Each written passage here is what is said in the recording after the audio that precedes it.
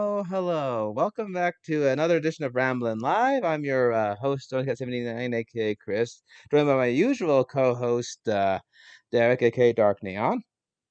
Mhm. Eyes on me. Yeah, okay. Yeah, you don't have your clicker, but yeah. And as you saw in the thumbnail, we also have an additional guest. We got our lovable occasional co-host every now and then, Werewolfriver, aka Ian. Not Ian, but Ian. Hello, Ian. So you two record reactions together?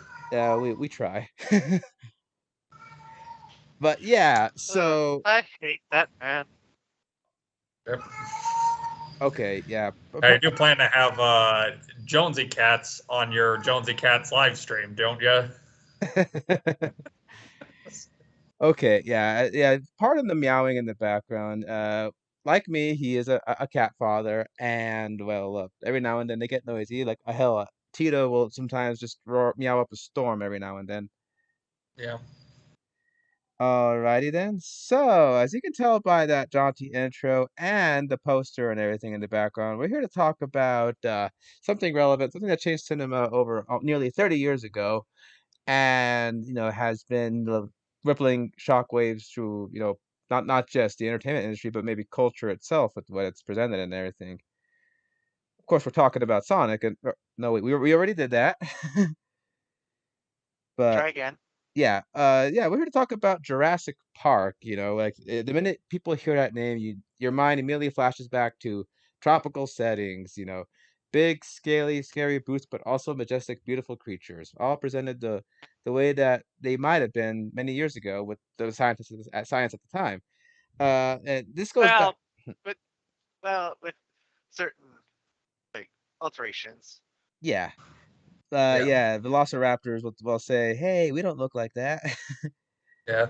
Hey, we're way smaller and we have feathers. hmm But yeah. Oh, Dinosaurs don't have feathers 0 out of 10. you got like say, oh, you said the F word. You're gonna get the dino nerds on us. Yeah.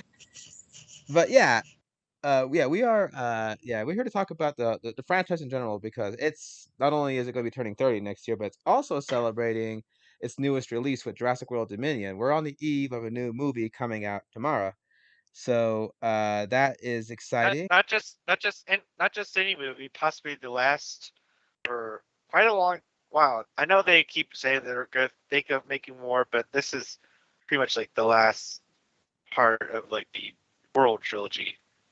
Oh, Yeah. definitely, yeah. The story that started almost 6 years, 7 years ago at this point, almost. That's Yeah. 15. Yeah, that's about right. Yeah, 25. 7 years. Shit, who would have thought? Yeah.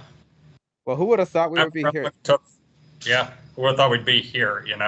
I remember how long it took just for a fourth movie to even come out. Like for years there was just like, these like fake trailers people put out, and then just in 2014, just there it was, it was actually here. And it felt even like weird to me, like how long it took for that one to get made, and then going to a Barnes and Noble like a couple of years ago and suddenly seeing like Jurassic Park 5 movies set, and it was almost this case. It was this case like, wow, 5 movies already, like almost like my childhood self like weirdly couldn't believe it all of a sudden.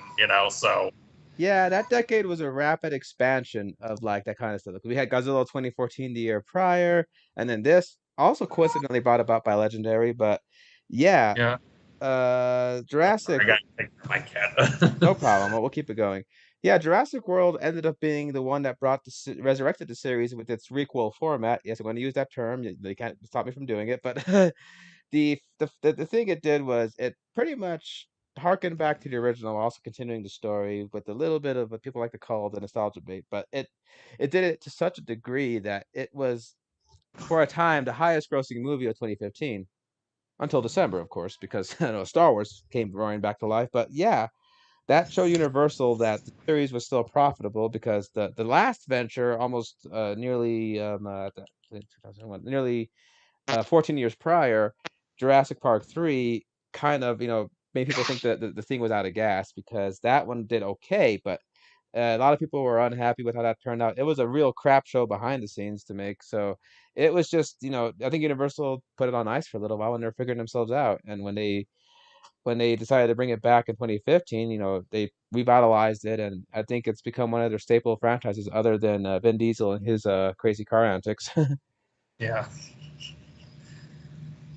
And also, before we continue, I did jokingly point out to Josie while we were catching up on some Jurassic stuff. I just realized that most of these Jurassic properties have a family involved one way or another, and I'm going like, this is kind of like what Fast and Furious do. It's like, it's all about family, Tom. Yeah. All about family. Yeah. Yeah, even Sonic made fun of that. But yeah, but it's all Yeah. about family. But yeah, yeah, I figured we'd get together, talk about this whole thing, because obviously, I think for many of us here, the series was a big part of our childhood. And if not our childhood, we at least got into it at some point. We realized, everybody's gone through a dinosaur phase at some point. Some people never even get out of their dinosaur phases. Yep. They become paleontologists, or yeah. hmm And yeah, I know for a fact I'm definitely a dino guy. I mean, for crying out loud, one of my favorite fictional characters is a fictional radioactive dinosaur, but a dinosaur nonetheless. I think that's what made me really appeal. In fact, I think Godzilla '98 being even more dinosaurian made me really go into the classic stuff. So I think I kind of owe dinosaurs in '98 my reason for being a fan I am today, which led me to you, Ian. So Yeah. yeah, but yeah, this is a Connect big deal. tissue of dinosaurs. Yeah.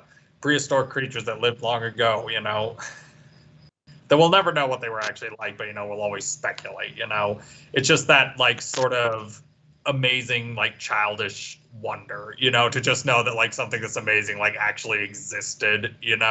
I guess that's like weirdly the appeal of the dinosaurs when you're a kid. It's like it's like the one fantastical thing that's real. It's not like dragons or unicorns where it's like, oh hey, that's a nice idea, but get out of here, that doesn't exist. Like are dinosaurs. We found their bones, and they've inspired our imagination since like primal era, like not like primal era, but like since we started finding them, like they're real life dragons, and back in the day people even had like these mythologies about them, that oh, these are creatures that are like pre God saying, like let there be light, to the world. It's just like they're always going to spark our imagination, and that's just why dinosaurs are so neat, and all forms of like prehistoric creatures, just like being able to like the adventure of finding, remnants of a bygone era, that's never not going to appeal to us.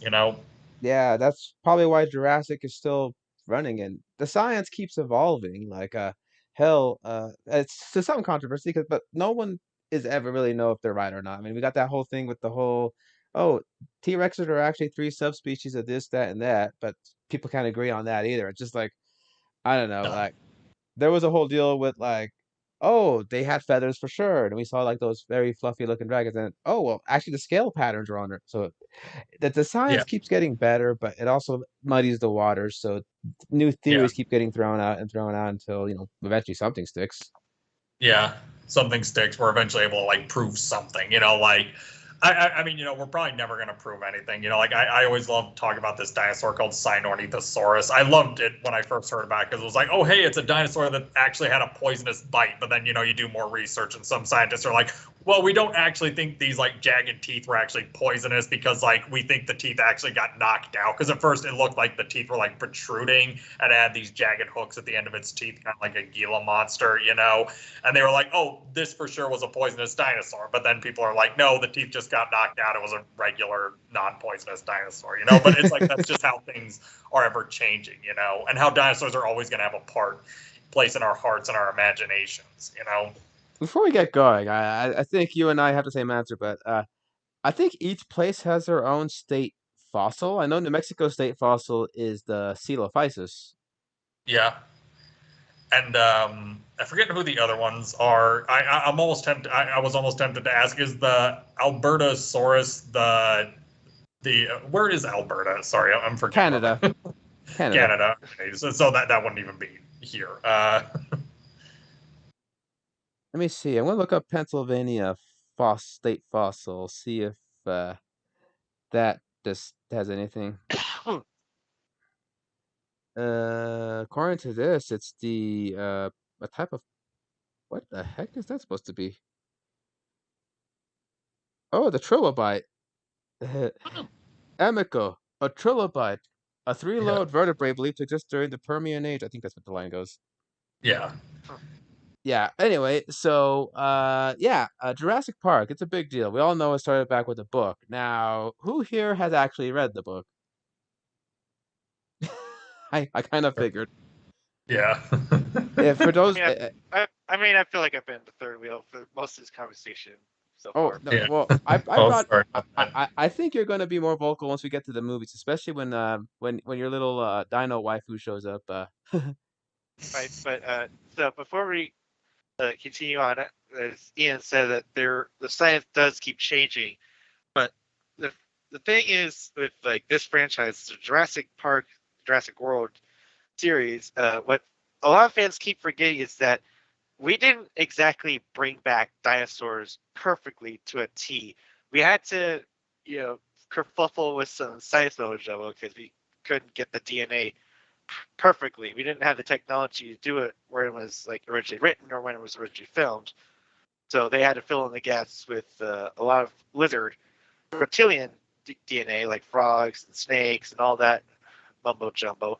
So while the dinosaurs are inaccurate, it's not at the fault of the authors. Even the authors probably knew that, like, well, these aren't going to be exact dinosaurs. We know, like, because if remember, like, remember anyone remember how the carnivorous brachiosaur back for the old King Kong movie? Yeah. Or even And like the ferocious like clawed brachiosaur that was also in like the 1925 Lost World. Yeah. Or like right. the So, plesiosaur, so, like so, snake. so even they knew it's like, well, dinosaurs are probably going to be changed in like another, what, 20, 30 years. So, uh, sprinkling it with a little bit of science fiction, while at the same time introducing the fact that, well, not all dinosaurs are like god-stricken monsters. They're just pretty much like animals. There's like Yeah. herbivores, they act like cows, they act like We elephants, go and move in a herd. And even the carnivores just tend to keep to their territory. But if you like prowl around in their zone, well, you're pretty much like up shit creek without a paddle. Yeah, it's like lions and tigers and bears. Oh my. Yeah, they Oh my! yeah, they really don't bother you unless you bother them. So same thing with these animals, but you know, it's not cinematic to have a T-Rex not pay a mind to you, but if you have this guy trying to chomp at you while you're on horseback while riding through the Valley of Guanji, that makes it more fascinating cinematically. So, yeah. it's on top of that, I thought of something that made me think of something funny too in regards to mentioning the dinosaurs that don't act like they should. Let's not forget the localization of Godzilla Raids Again had the paleontologists pull out a book saying that Ankylosaurus was the most aggressive dinosaurs back then, like always fighting all the time. Yeah. Always fighting all the time, always But killing things, and we know this because we don't. We base this assumption on nothing. Well, hell, like Anguirus and Godzilla had a spot in the prehistory book of that in that universe. We're like, damn, how the hell did they posit this? Yeah. But yeah, so the Jurassic Park book, I remember reading that when I was like, I think I saw the movie first and everything, but I got the book, and the book is radically different than the movie, but because but Definitely. my let's just say the PG rated the movie got, it's like, yeah, it doesn't even come close to the brutality of what the books offer. Yeah, but book what's is really violent. Like, there's literally a part where, like, I think it's like compies are like chewing off the face of a baby, you know, yes, because yes, it's like there's a small little town that's getting like invaded by compies that are jumping from ship to, you know, jumping from the ship to the mainland. And yeah, it also the book is more concern. The book fleshes out some of the ideas a little bit more. Like, you know, we get more example like what certain dinosaurs are like there to do. Like the compies, they clone compies because like they have a job to do. Like the compies are supposed to like break down waste or something. mm-hmm. And there's also like a better explanation about like, you know, how they clone. The book has some interesting ideas in theory, but I think where the book does lack, in my opinion, is characterization. You Oh know, yes. because although the characters aren't bad in the book, like they're kind of just there to like spew theories about like what's going on, or just spew science fact, and a lot of them kind of have a little bit more knowledge than I think they do personality, or at least that's how it came off to me reading. Yeah, Like like Ian, like Alan will mention, oh, it's like deep time, and Gennaro will ask, well, what's deep time? And then Alan will tell you the entire theory, especially who said it, who posited it, and what. yeah, who posited it? Like even like in the movie, I remember telling my brother about this. How in the movie, Ellie just says, you have plants in your lobby that are pretty. You have them just you have you. The line was, you have plants in your lobby that are poisonous. You put them there just because they look good. And in like the book, that's like a whole like several paragraphs of her explaining like why this plant is like deadly, where this plant is even like found. On one hand, you learn a lot of stuff, but on the other hand, it's like, okay, well, not all of this is like entirely necessary. Oh, But yeah, what's funny too is that there is a lot of graphs and stuff for the part one, because the population of the dinosaurs becomes a big deal in the yeah, thing, big plot point in the book of like, oh no, there's actually more than we thought. Yeah, which made me think of the. Not to get political, but there was a funny meme that made me laugh. Because as we all know, during the like election, there was a point where one of the candidates yelled out, "Stop the count," because it was at a place where they had the advantage, but it kept on going and they lost the advantage. So someone took the numbers from the book, and they took the mid frame of Hammond screaming Grant to make him say, "Stop the count," and I was laughing so hard. They're like, "Oh, that's actually pretty you funny." can't. I feel back. It's like when you're saying stop the count, I immediately knew where we were going with that. But yeah, but in the book, because they thought, oh, we only have like 15 hadrosaur and like maybe 12 compies, and then the data will go up and it says here you have like 30 compies, and they're like, well, that can't be, because just like in the book. Oh, by the way, some of the characters are much more arrogant, like we're lording over the earth type superiority, especially Doctor Wu, Yeah. and it comes back to and bite him in the and ass. and Hammond was no saint either. Oh, don't. And, Oh no, shit, man. like if Well, you're expected to read lines like, "Oh, it's just gonna sound like Richard Attenborough," it's like this guy's an No. asshole. he's really Yeah. asking. Yeah, Asshole even hates his grandkids in this version. He's like just like so. He's so mean spirited and weird, and yeah, in the book, yeah. yeah, like he's always making fun of Gennaro about how, hey, this, and he likes to talk about, hey, you know how much this movie cost? Like, basically, like I did something no one else can do. And what's funny though is I think we mentioned this in an earlier draft that at the time, I think to match that Hammond perfectly, I think like an old actor working at the time might have been like Connery maybe, or even actually I I could totally see Connery doing that I think from 90s. from the way that they describe uh, Hammond in the book. I could definitely see Connery doing that. It would definitely like help make it say, no, I could literally do an actual bad guys that the Avengers did was like that. Like I can actually do this. Just give me the material. Yeah, but also, you know who could also do it, but I think it would have been hard to control him and everything. 90s Brando. Yeah.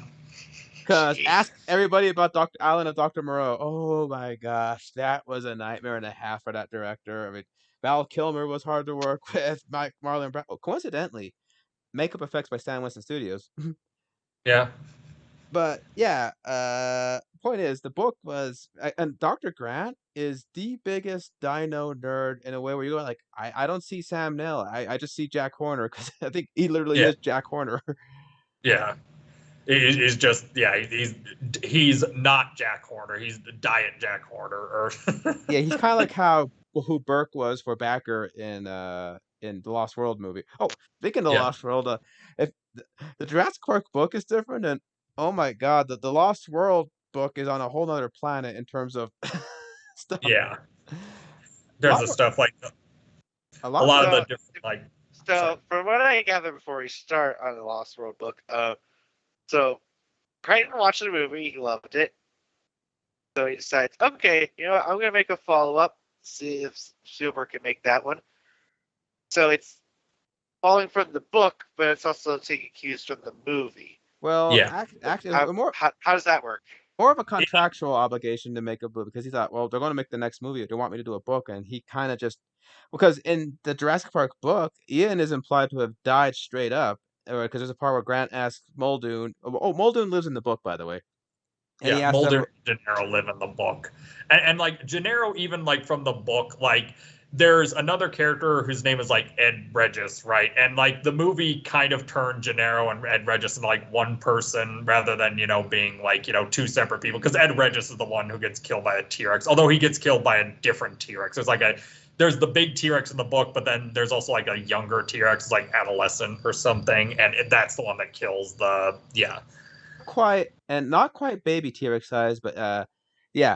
Because but the funny thing is that it was curious about him, and he kept on like first he was scared of it because it came out of dark, but then he started like they kept knocking him over to see if he would do something because I think the frog DNA in it also impaired its vision, so it would keep knocking him down. Like he would actually eventually told it to cut it out.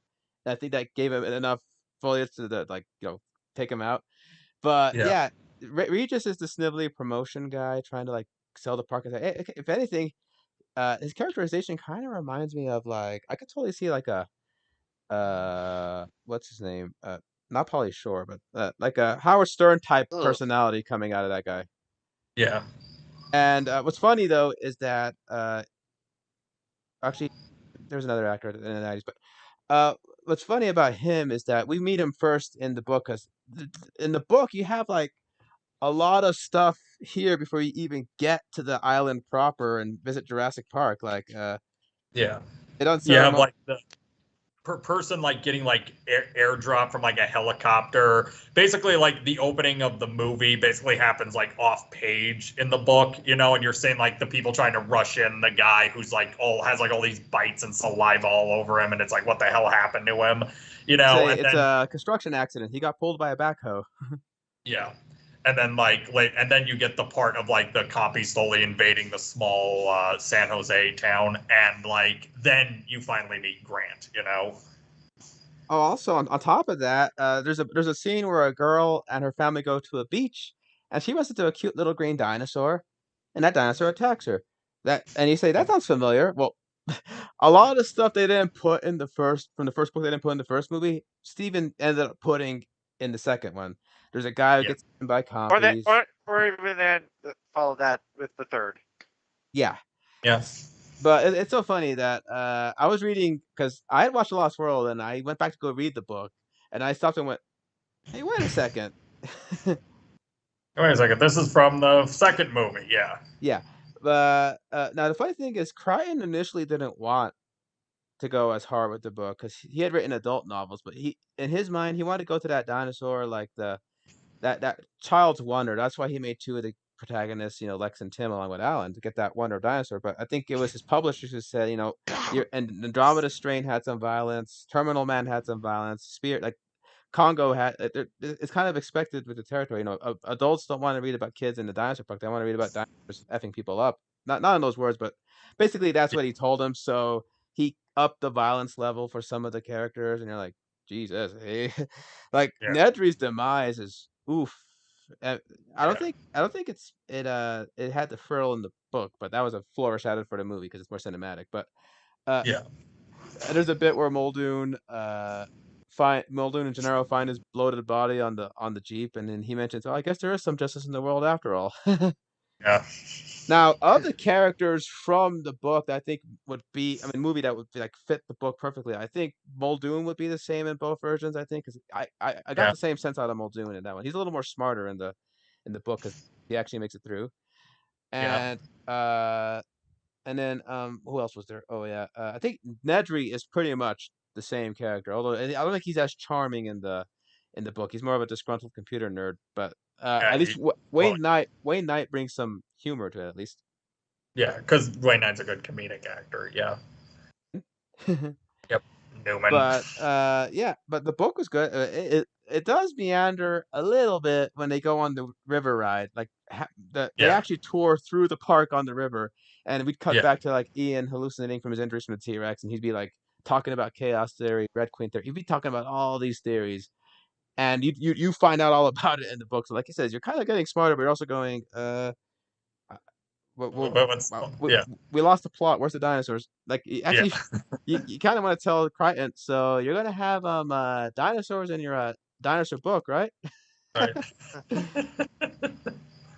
Funny enough, at the same time, there was another book that came out called Carnosaur, which is by a British author, and that is probably a little more Wait, sci-fi. that was a book first. Yes, And here I thought that was just a movie, just a cash grab on Jurassic.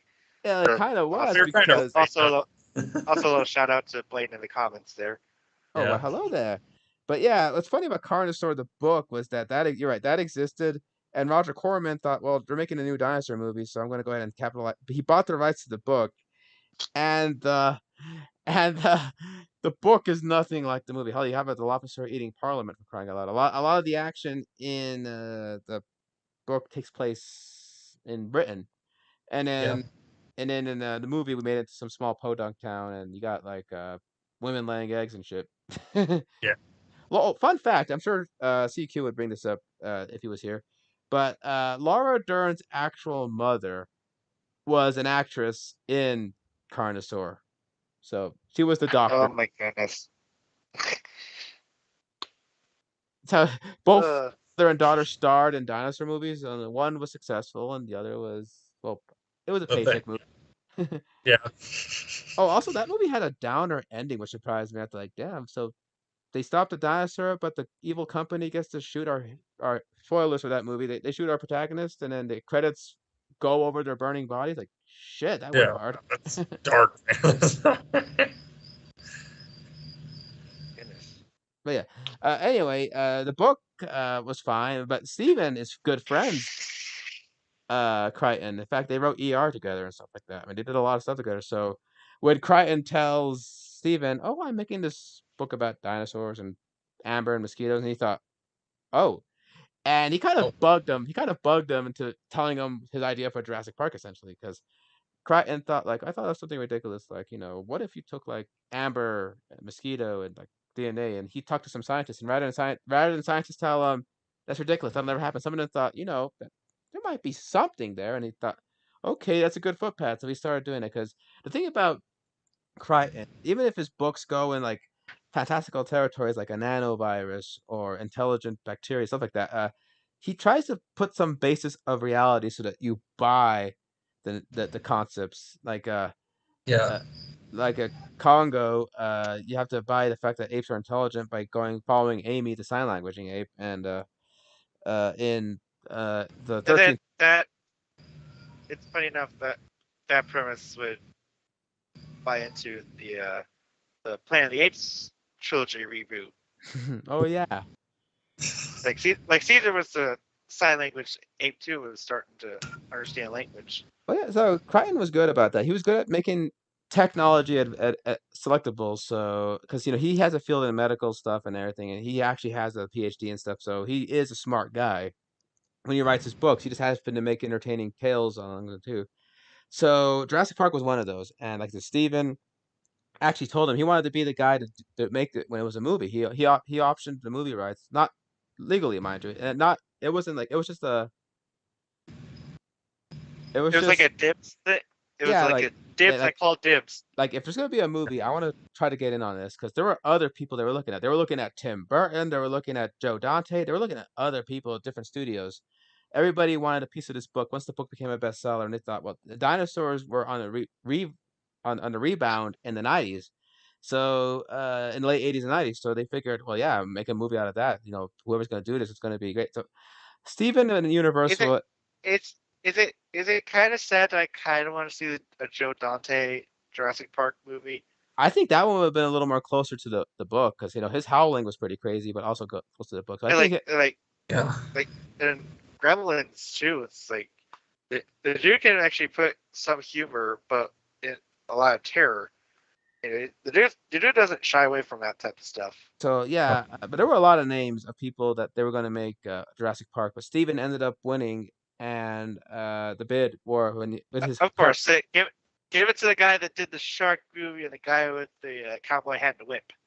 well, hell, I think at that Yeah. point he had just become popular for ET at the time. So he had a lot of capital for Universal, and Universal thought, okay, because his home office is in Universal, and he pretty much convinced Universal, we got to get in on this property. And I think looking back, they probably think they're lucky stars because every time I buy a Jurassic Park merch, you see that lovable globe sign right there. Yeah. There it is. But yeah, Or so. uh, yeah, the rest is history because but the thing is, Steven had a vision because he has that Close Encounters and ET show you that he and Raiders shows you he has that knack for what the audience likes, but also has that childlike wonder that you need, like the wonder of what if an alien came down from the sky, but he was friendly, Yeah. or the thrills of what if you go into a pit, but there's all kinds of snakes. So he can balance both the what the book had of in both terror and wonder, and he had David Kep simplified the script, and he thought the most important thing is the dinosaurs. How are we going to? Because I think he figured I can get the people right, I can get the setting right, but what we need to really focus on is the dinosaurs. And he And hired the. give and given that he has like a history with like animatronic animals not working out, like this this the this is one movie he definitely wanted to make sure it's like, okay, we are not going to have any mistakes on this. We need to have at least some backup because I can't make a dinosaur movie with like foliage just movie. It's like the audience isn't going to let me get away with that again. Yeah, he picked the best people at their field, and Phil Tippett just done like RoboCop and all this stuff. He was doing all these stop motion stuff, and he figured that, and Dragon Slayer, he figured that'd be the guy to make my dinosaurs run. Stan Winston is doing stuff like Aliens, Predator, all this great big, challenging stuff. I think Steven even told him when he told him I want to build a 30-foot T-Rex, and Stan's like, you're crazy. He's like, well, you built a 20-foot alien for Jim Cameron. I don't see why you can't build a 30-foot T-Rex. Basically, I bet you can't do it. Basically, type of thing. Yeah. And yeah, and Nobody What's the matter? calls me Chicken Steven. Nobody. Yeah. but actually, because even Stan Winston said they asked us, we're doing this dinosaur movie. Would you be interested? And we're like trying to hold it in, like, be interested. My goodness, there's a lot of great documentaries behind that. But yeah, they got the best of best, animator, the best, animatronic. Because Steven initially wanted to go every dinosaur is full size, like because the giant King Kong inside of Universal. He thought, well, we could make this giant 30-foot brachiosaur that we can actually walk along. And Universal's telling it, "Whoa, Steven, keep your head in the clouds. We don't want to go into bankruptcy if you're making this movie." So he had to scale it back. But initially, he wanted every dinosaur to be this self-contained, gigantic ass animatronic. Yeah. So that would have been. He even said that was just my wishful thinking. He said so. He knew that it And couldn't. and I also believe that he was looking into like really top tier uh, like stop motion puppets essentially Oh yes, for like yes. That's why. intense You can even size. see some And of then those. of course, and it yeah the old behind the scenes what do you call it? I guess the storyboard Animatics. animatics. That's Yep. animatics is where it was like. And then all of a sudden, big boy George Lucas came around and said, we've been actually working on CGI. You want to get in on this?" It was Dennis Muirman from ILM who he picked. He was picked to do the compositing, but he was part of Lucasfilm. He was part of Star Wars history, and he was trying. Dennis Muirman was trying to get push the technology further and further what we can do because they just did the pseudopod in Abyss, and then they just blew everybody's mind a year prior by having the Liquid Metal Man come out of the fire with T2. So they figured, well, we can you make animals is the question. There was a whole R&D to get uh Steven convinced because Steven's all like, prove it. That's Steven's deal was prove it, because they tell we could make dinosaurs that run like National Geographic. Well, prove it. And they made like these little skeletons run, and they thought, okay, that's fine, but I'm not seeing a harsh daylight. Eventually, they get to a point when that's when Steven realized, oh, well, can you do this? And then they suddenly started testing that and that. And this is in the movie too, where when Phil Tippett saw this thing because he was making this beautiful stop motion, he was getting ready to do all this stuff, all the gears ready, and then they see the stuff, and then Steven's like, "Hey, looks like you're out of a job," and he goes, "No, I think What do I'm you mean extinct? yeah," Yeah. and that's why they stick that line in Jurassic Park when he's all like, "What do you think? We're out of a job." I mean, extinct. But yeah, so luckily Phil was able to stay on board as a dinosaur supervisor with his animation team and everything. But although there's a funny meme that just came off of his role because it's his title for Phil Tippett, dinosaur supervisor. Oh, damn it, Phil, you had one job. The dinosaur Yeah. got loose.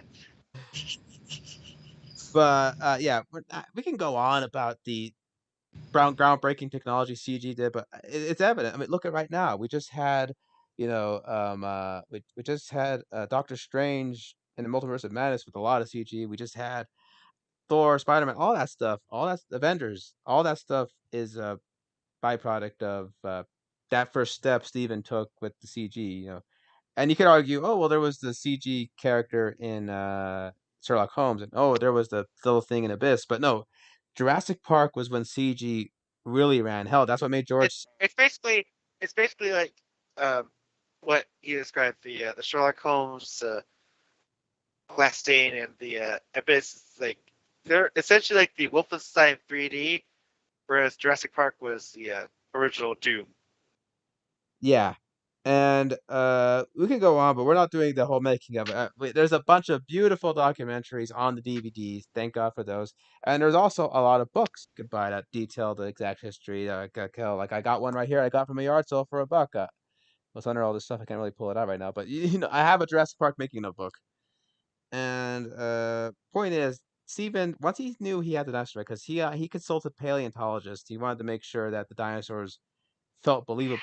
I didn't want them to look like Godzilla or Rodan. I want them to feel like living, breathing creatures. Like, oh well, I want people to go Right, like because like if you look back at like older movies, like the dinosaurs kind of had like this variations of like how like their bone structure was, how their body constituted. Like there are some dinosaurs were like they're in some movies the Tyrannosaurus would be like really upwards, instead of whereas the Jurassic Park is kind of like a little bit parallel to the ground. hell, if you go to like the last dinosaur, those were men in suits. The dinosaurs were forced to be in these positions, so because of the Yes, way they were upright made. positions. Yeah. So yeah, you're He's right, like Steve. fat in early. Sorry. In Yeah, early Steve. dinosaur movies, always portrayed as like very like fat and bulky because at the time that was like people's justifications for how dinosaurs had died off. Like, oh, because they were like stupid and lazy, you know. Yeah, so Steven. Well, that's out the window already. If that was the case, we are already been dead by now. Yeah. Wally says there's a future with that. At least not a good future, but there's a future. Yeah. uh, yeah. So that was his goal: get the dinosaurs to look believable. And he had Jack Horner. There's a funny bit in the making of where Phil Tippett said they figured that they were mutants, so they kind of made the Velociraptors have a forked tongue. And James Horner, no, Jack Horner saw the footage, and he went, "Well, whose stupid idea was that? Oh, I did that. No, they can't do that because he says if you made all this effort of like making them have believable scales and eyes and everything, but then they did that little like they said it breaks the illusion, and you wouldn't be like buying that that's a dinosaur." Well, I mean, again, we have to remember these are dinosaurs that have a little bit of Extra uh, stuff. extra stuff in them. It's basically like a sock drawer in there. Yeah, So, that's, like, uh, obviously, we end up getting velociraptors that aren't tiny and are actually the same size as Deinonychuses. yeah. Yeah. Coincidentally, when they were making the movie, this was completely by coincidence. They did find a raptor in Utah that was a little more Right, bigger. the Utah Velociraptor. Yeah, Utah raptor, but But that's like a 1 out of 10 chance to find that. yeah. Yeah. So, but now they got the movie made in Hawaii. Hell, they even had it happen during a hurricane at one point. What's funny is Sir Richard Attenborough was actually asleep in his hotel room, missed all the excitement, and someone else. I can't believe you slept in that whole hurricane. He's like, my boy, I survived the blitz. Yeah. So yeah, he was such a gentleman. In fact, I think Attenborough for the crew in Jurassic Park was very much like Sir Alec Guinness on the set of the original Star Wars, the consummate professional who kept everybody at task, but also kept everyone in good spirits. So uh, I'm I'm so glad they rewrote Hammond to be more like Richard Attenborough's personality because that's the character we all fall in love with. A naive with like a big positive dream. I mean, the Only guy he played Santa Claus for crying out loud. Yeah. Yeah, like you can't really make that guy that much of a jerk. Yeah. Now, So yeah, and it's funny because Well, like they do kind of slip in and say, well, he's not like that kind of person, but he will be kind of sexist, especially for Laura Dern, and say, well, I should be actually going out there because, well, I'm you're a, and I'm a, yeah. discuss sexism when I get back. Yeah. In survival situations, but yeah, yeah, Yeah. but he's an old time gentleman. That's why. But Yeah. yeah. There is only one scene I think where he's like very much like the book Hammond. I think it's when he's getting super protective of the animals when they talk about all the contingencies to get rid of the animal. Like he seemed pretty super pissed off at the suggestion of, hey, let's just go ahead and turn on licensing contingency on them, right? Oh no, that is out of the question. Like damn, like shit. Yeah. Oh, and then And that little damn he does when he realizes it has to be canceled before he has a chance to show anything. yeah. Ah! Yeah. But yeah, the like you said, some characters had to be reduced. Hell, they were going to go with the opening from the book where the doctor looks at the guy and says, "This was no construction accident." But then Steven realized that's a lot like my boating accident scene from Jaws, and I wouldn't want to be too self-indulgent referencing myself, so he changed it to Yeah. the more exciting opening we ended up getting. Yeah, where we actually see the raptor attack, and it's nice that like Spielberg was like so willing to like make this his, because like one thing I was going to mention about John Hammond is like I always sort of had the feeling that John Hammond was subtly like Spielberg's sort of insert character, or at least John Hammond as he is in this movie, because you have this super rich like imaginative person who just like wants to please everybody, even to a point where maybe he's like going too far with his dream, and it's like that mirrors Spielberg in some of his projects, and yeah.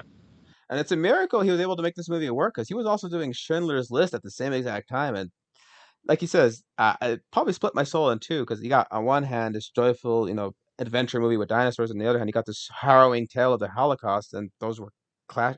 He said that year was a blur for him, but after it was all done, he's like, I can't believe I did both of those. And he ended up Yeah. doing it again with Amistad and The Lost World. Yeah. it's no But wonder that he's kind of slowed down a little bit. He said, nope, nope, I'm just going to do one project at a time. I'm not doing this to myself anymore. yeah, Yeah.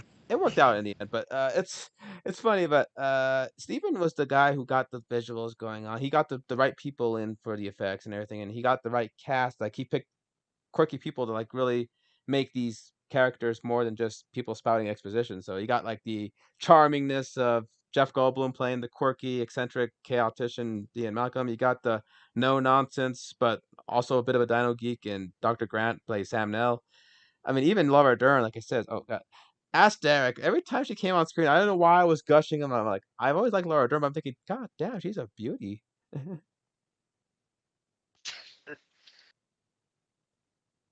I mean, to be fair, she's kind of gotten a little bit more attention these days. So That's nice, Yeah. but the fact that she's still like has the charm and looks at her age, like says a lot. oh, and also the kids were great too, because in the book, the ages are reversed. Timmy is the older sibling, and Lex is a mite bit insufferable in that book. Yeah, she is. She's constantly like, oh, move, you stupid dinosaurs. She's constantly saying like she's constantly so unimpressed with everything, and also like, she doesn't do anything. Like even in that version, not only is Tim older, but it's also him who, is the computer expert, who like fixes everything at the very end. It's like Tim, and with Lex, it's like, why are you here? Why She's, are you here? if anything, this is kind of stupid to say, but she's kind of like the DW to Lex's Arthur. So I mean to Tim's Arthur. So like Yeah. that's the kind of character Lex is in the book. Thankfully, Steven had the foresight to make the kids, like they're kids, but they're also, they help because you got the Dino fan in Tim, who's basically like a lot of us kids at that age who were crazy about dinosaurs. And like you mentioned, he said like, to you, Dr. Grant is like a rock star. He'd be like, music fans meeting Mick Jagger, but in case he's a paleontologist like Jack Horner, or in this case Sam Neill. So that's how you gotta treat him. So that's why Tim has that fanboy thing of I read your book, and Yeah. Read your uh, book, and yeah, and she's like contrasting like all these different theories. And he's like, and he says dinosaurs died from various diseases, and it's like, yeah, it's such a sweet thing, like it's like any kid when they meet, someone they admire, so that's what's great about him. And Lex adds a little bit of maturity. She's the one that helps Alan realize maybe not all kids are bad, because they have an arc where Grant's all like, yeah, I'm not all about kids, because they have like that little upstart, do that whole thing mocking raptors in the opening, and he decides to traumatize him for life with how a raptor Looks would like a kill you. 7-foot turkey. Yeah. It's like a 6-foot turkey.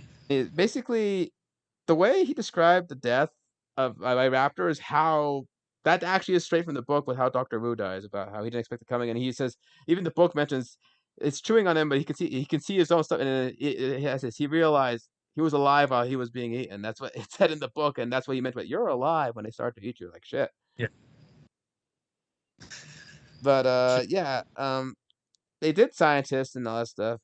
They make the science sound believable with the whole Mr. DNA tour. Like that's a way you can explain the cloning exposition without actually going into this big science mumbo jumbo. So you have it like explain it to me like if I was a It's child. it's it's Yeah. it's woven into the background. Essentially, it's like the background explanations.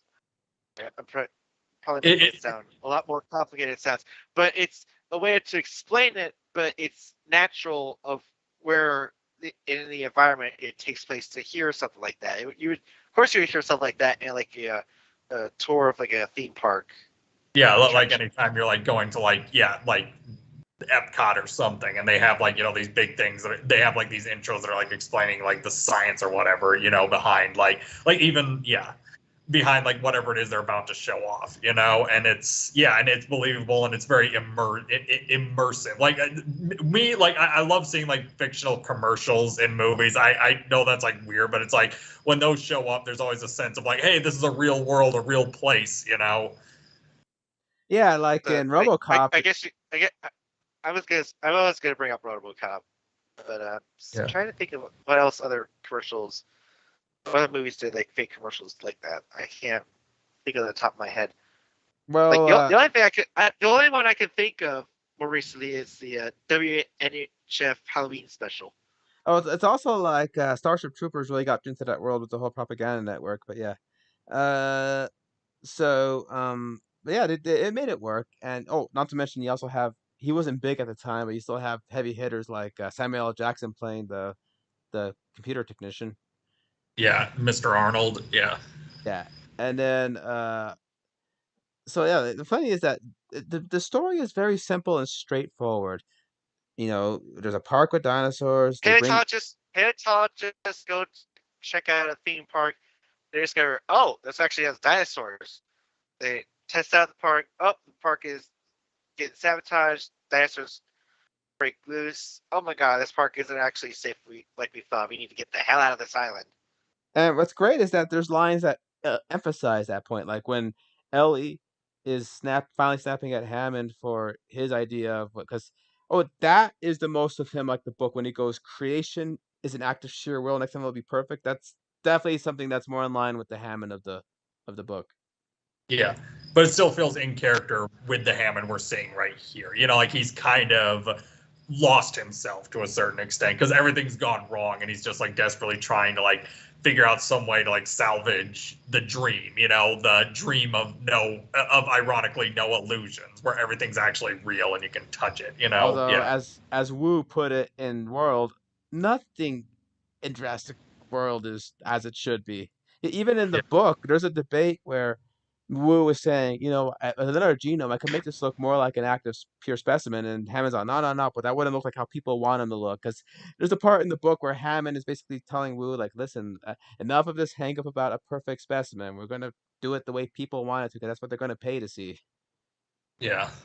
Like even one of the big Jurassic Park fanatics out there on YouTube, game apologists, described how putting feathers on dinosaurs would make them more realistic, but it doesn't really make them marketing and appealing to like the wider families. They want like giant lizards, essentially, not giant like feathered chickens. Would you like a feathered even it's like I'm sure you can make it look cool, but 9 out of 10 people are gonna want like scaled dinosaurs. Yeah. So that rather than chirp, which I think they also said they think some dinosaurs actually chirp, like they didn't actually roar. They were just like they did bird calls basically. But And Castle again, Warriors have a scary call, so that could make it work, because yeah, Castle Warriors are kind of scary, actually. yeah, But another thing about the movie was that it wasn't a good old monster movie where like everything's rah rah rah chomp chomp chomp. Because there's moments where they compare and contrast. Like you have a scene where like a baby velociraptor is shown as like a miracle birth, and then it's contrasted with seeing the adults eat a scene later where you go like, yeah, these guys are, it's like crazy tigers. And yeah. then, like I said, the T-Rex is not an outright psychopathic villain. It's just reacting to things in its territory. It's like a kitten to some extent. Like whenever you're seeing like cats like play around with something, when it's playing around with the jeeps, it's basically just like a giant cat. Like you'll see cats or dogs like look at something and then eventually start like Push it. biting it, patting it around. Yeah. Yeah, but biting the tires. Yeah, Especially when when like their prey runs, they like are actively involved in the chase because the chase is not in their instincts. you're right. It is very much like a cat because it kind of makes fun of that line earlier when Grant saw like T-Rex doesn't want to be fed; it wants to hunt. You just can't suppress 65 million years of gut instinct. Yeah. Oh yeah. So what's funny is how the whole time he brought scientists to give him his endorsement, and they're telling him you're kind of crazy for this. Like that table scene as a kid, you'd be all like, oh, all the adults are talking. When are they gonna get back to the dinosaur? But as Boring. an adult, you're like, damn, that's a good point. That's a good point. Yeah. Like, it's Good just point. It's so atmosphere building, because like suddenly at that moment, like tension is being built up just so well, like the thought of like how can we know what to expect, and it's so dooming because it's delivered so well from everyone there, like, yeah, Jeff Goldblum And has and some of the and, best on, lines.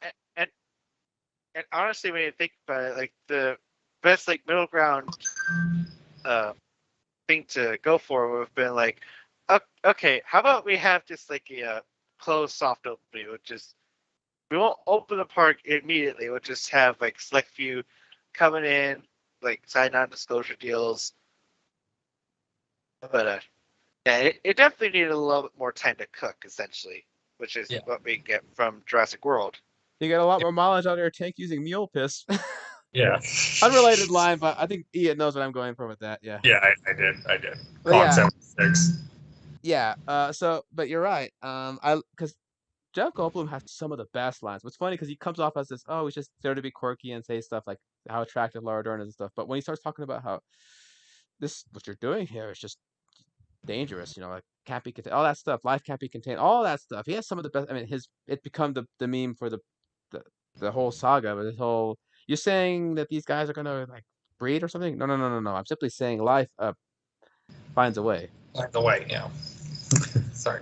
That's not my favorite line when they talk about how, yeah, this is crazy, this is bad, and he's like, "Well, I don't believe it. You guys were supposed to defend me, and the only one that's liking all this is the blood-sucking lawyer." Let's lawyer. It's a stupid story about my childhood. I used to actually weirdly think as a kid that they were actually saying that Gennaro was a vampire. I used to actually think he was a genuine, like, actual vampire because they said that. So at least Rexy, yeah. So Rexy did the world a favor by getting rid of another vampire. Yeah. Oh, but I also like how it's violent, but not in a shit your pants traumatizing way, but still like, ooh, that guy got it. Like, They Yeah. essentially they handle it kind of like how Jaws handled it. Like it's terrifying to watch a shark attack the kid in Jaws, but it's not gruesome. It's just like, well, this would actually happen if like sharks got close to the beach or if dinosaurs like interacted with humans in kind of an aggressive way. well, yeah, Yeah. I love that joke where you don't see what they see, but judging by their looks, it's like crazy when they go, "I think this part was Gennaro," and like, yeah, this was too. Like, Yeah. Like if like it would be one thing if it was done with malice, but it's just kind of like it's an animal. Like what does it know? yeah, well, like it's a good thing that you brought that up because that's a good point brought up with the later sequels where some of the dinosaurs are acting with an almost malicious intent, namely the psychopathic engineered ones. But we'll get to that Yeah. when we get to that. But yeah, so the first movie was a big hit because the dinosaurs looked amazing. The CG took part in. CG technology really took off in a way that made them. You bought it. Like when you see that T-Rex chasing the Jeep, you're feeling like, oh crap, it's really following them, like going to the trees and everything, or when the raptors are like jumping and all that stuff. Or when the T-Rex Or, even or just like first appears biting through the cables, and it just like has that, Yes. stomps once, stomps twice, then roars, and it's just like, holy crap! Still looks great Or- even after these years. Yeah. or even something as soft as simple as just seeing a brachiosaur just mind his business eating some trees. Oh my Yeah. God. That angle of them looking up while it's describing its neck, you're going, wow. And of course, even that running along the Gallimimus scene is still like, wow. Yeah. Just so immersive and just so well shot. I love that bit though when Steven's telling him, "Don't tell me every time I gotta do a CGI shot, I gotta fix the camera. I want to be able to move it." So they had to do this whole thing with the tennis balls and the tracking system of the camera moving around the kids running with Grant, and then they were able to get in all those Gallimimus, and then you're really in the thick of it with them. Yeah. And I like how it turns into a full blown horror movie once the Raptors are actually released because they keep them hidden until it's time for them to stalk the kids in the kitchen. And you're like, damn. I mean, that's the first major jump scare of the whole movie. There's a lot of them, but that's one of the big ones when the power's out. Ellie turns it on, and then all of a sudden the Raptor just it comes through Yeah. the wall. We're back in business. And run! And yeah, just uh, Yeah. oh, the other scene I thought was kind of scary as a kid. For me, it's funny was actually the Dilophosaur. Yeah. Because That- it, Yes, the most inaccurate dinosaur, second only to the Velociraptors. yeah, but Yeah. also cute as a button. Yep. It left quite the Here's the impression. button while it's suddenly looking you up and down, seeing if you have any food on you. Look at me, stick stupid. No Yeah. wonder you're extinct. Yeah, it's pretty much it left an impact on people though because every time in games or media afterward, if you saw the Dilophosaur show up, all of a sudden it would have that inaccurate frill and spit at you. And you're like, oh, I guess the spitter left an impression on Yeah. the paleontological world for people, and I'm sure actual paleontologists were having a hard time going, it actually was 20 feet long, and there were no fossil imprints with. Right, but we already got the Velociraptors for like the 20 feet long thing, so Yeah. They already had that, and Spielberg was worried they were it's just, that. it's kind of why again we had to do the whole like, okay, so these aren't perfect dinosaurs, these are like park engineered dinosaurs or engineered from lizards and different frogs. So there are lizards out there that will frill up like the Dilophosaurus movie. Mhm. It's no doubt that dinosaur probably had the DNA structure probably took towards those types of traits quite fondly, and so that's why we were able to get like all these different things. We have the T-Rex, it's the big danger. We have the Velociraptors that are like kind of like the human size. They have the unassuming Dilophosaurus, or even like in the next movie, the copies that are supposed to be like the different size and shapes, like of how many ways can a dinosaur fuck with humanity, essentially. Yeah. But yeah, so but yeah, the Raptors are what people always remember being the scariest. I mean, hell, like just that bit with the kids. I mean, people remember that iconic bit where Ariana Richards' Lex is like they're eating snacks, but then the brother notices she's like frozen shitless because she sees that it's in the building with them, Yeah. and It's in the building. it just keeps building the tension. The little clunky and a combination of men in suits, actual puppets, and CG make those guys scary. Plus their noises. Like that was another thing with this movie. It made some sounds that are burned into many people's cinematic memory just because those sounds, just like when you hear a generic dinosaur in some toy or even in like some TV shows, half the time they'll be ripping off noises from Jurassic Park or just using Yeah. generic lion roars. Yeah. Generic line roars or the So- Peter Cullen roar. Yeah. So are we gonna really spoil some people's childhoods by describing like where exactly certain iconic dinosaur sounds come from? I know you're going to talk about one in particular, but let me bring up one. That scary ass shriek the big one makes before she chases Lex is actually a combination of dolphin whistles and walrus growls for that deep bellowing, and that's when you get that horrific noise. I'm not gonna, yeah, you know the noise. It's the raptor noise, as I call it, yeah. And And then the other raptor noise, the this barking one I'm noise. gonna try. Yeah. Yeah, that's actually a much deep throated audio alteration. Turtles bonking. Yeah, that's essentially their climax noises you're hearing. That little. Right. Now all you're thinking is That's how they sound. Gamera's O face. And that's all you're thinking of now. Yeah, well, because Steven said he wanted organic sounding noises found in nature to make you believe these noises. I don't want every time a T-Rex or Godzilla, you're going to hear Godzilla or he sure loves talking about Toho. Like, I don't want him to Yeah. sound like Godzilla or Rodan when they attack. I want him to actually sound like that's a dinosaur. Yeah, that's a dinosaur. That's a real animal. They Yeah. use elephants a lot for T-Rex. Like that little, that's an elephant noise for sure. When it like comes out of the trees to like bite the Gallimimus, that's a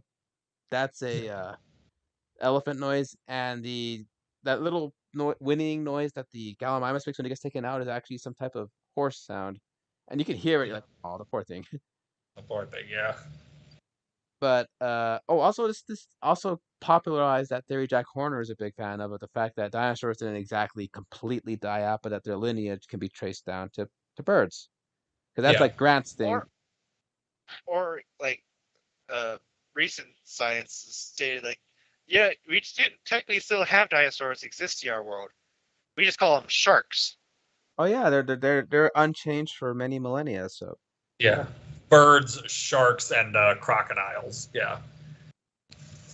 Crocodiles and crocodilians. Sorry, I should say that because like crocodiles and alligators aren't the same thing. Yeah.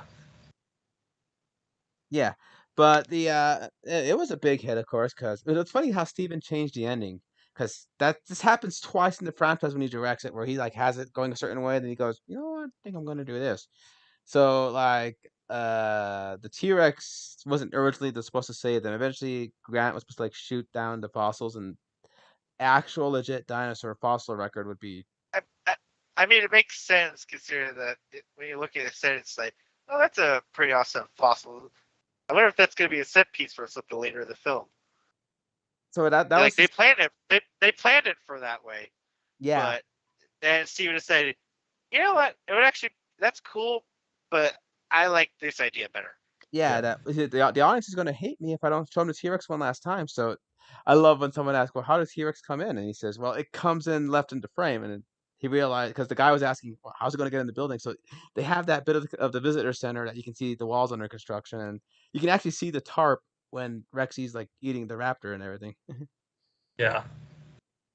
But also, let's not forget one crucial thing to this movie that is part of our childhoods, part of our disc records and everything. Good old Johnny Williams score for this thing is just amazing. Magical. It always sparks the imagination. You know, like you can see plenty of people like in the like comment tracks for like on the comment sections for like Jurassic Park score saying like anytime I'm lacking like inspiration or like feeling just like go to the Jurassic Park, just like go to this specific part in the score and just hit play. Like I always tear up with like the song for the Brachiosaurus, just that first moment of like looking up at wonder, like the score itself is like, such a big factor in making that movie special. Sorry. Yeah, and like hell, as a kid, I actually was downright terrified just by the opening. When you hear Yeah. that dunk in the choir rising, like it sounds like a scary movie, so like turn it off, turn it off. Yeah. And then you see that cage coming through. You see, yeah.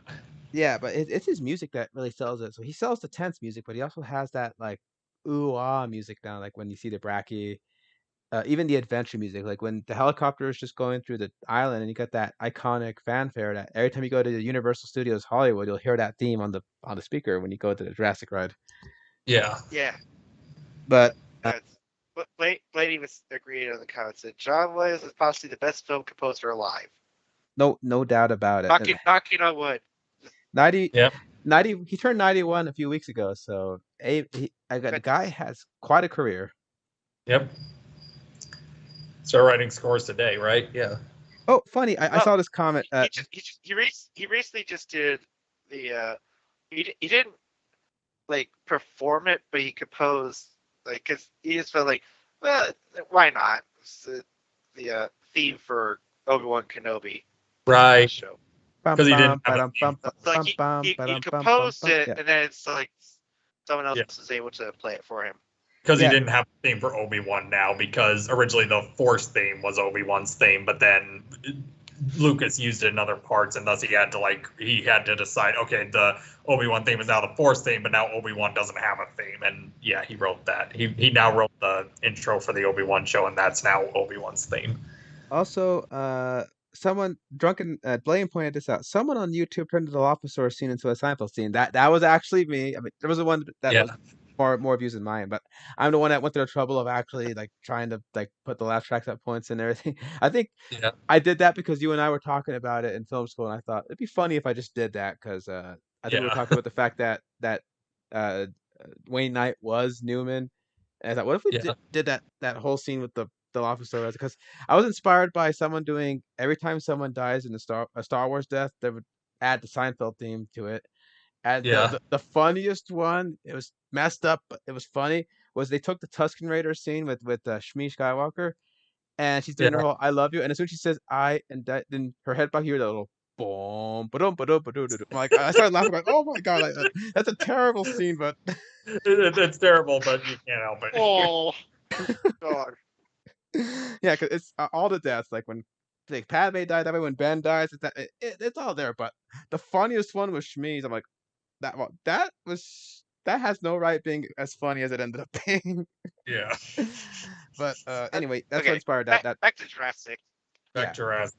So So not only was this a good movie in terms of like the filmmaking, but marketing. Like there was a lot of merchandise for this thing. There was Jurassic Mania. You had merchandising, when the real Merchandising. money from the movie is made. Yeah.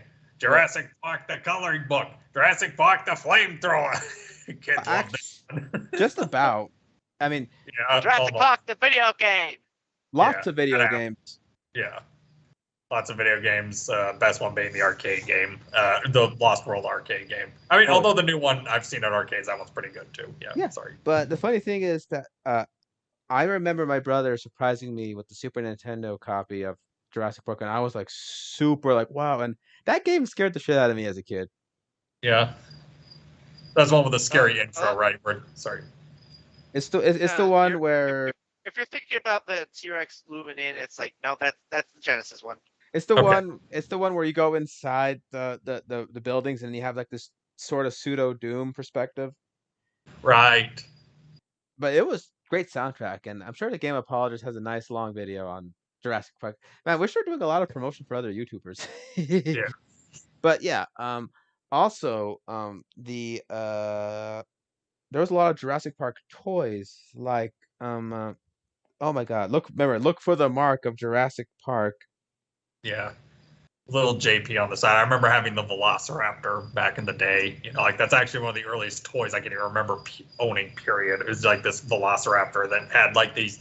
Later on, I guess we tried to have it eat Play-Doh because like when I found it later on in my life, it had like Play-Doh like stuck in its teeth. So I just had it take a bite out of take a bite out of a Play-Doh person. But yeah, it had like these like really stiff arms. But I didn't even know it was Jurassic Park related until I found like, oh hey, there's the mark of Jurassic Park. Even the commercial was a look for the mark of Jurassic Park. Yep. Yeah, the earliest Jurassic Park merchandise I can remember, because when the movie came out, I was like basically like a baby at the time. So oh yeah, the earliest I can remember, I think it was the tail end of the Lost World merchandise. Oh my god, those were amazing. Got the green, yellow, lime green boxes like everywhere. So you would at least get some like the Matchbox cars. I think I get from grandparents. But like the first Jurassic Park merchandise I ever got was from 3. And it's like the battle damage scarring with the Spinosaurus and the T-Rex. I remember this. I remember the Spinosaurus one. I remember even them having that game where it was like you would. It was almost like a what's that one board game called where it's like you shoot like pinballs at each other. Crossfire. Yeah, it was almost like that, but it was, instead of that, it was like two like a Spinosaurus and a T-Rex, and you had to like press the different ends, like make them bite each other. Yeah. And then I also had just the regular Spinosaurus with that roar that for some reason I always remember because like it was ingrained in my mind, even though I don't actually think it was the roar from the movie. I think it was like a different roar they gave the Spinosaurus. And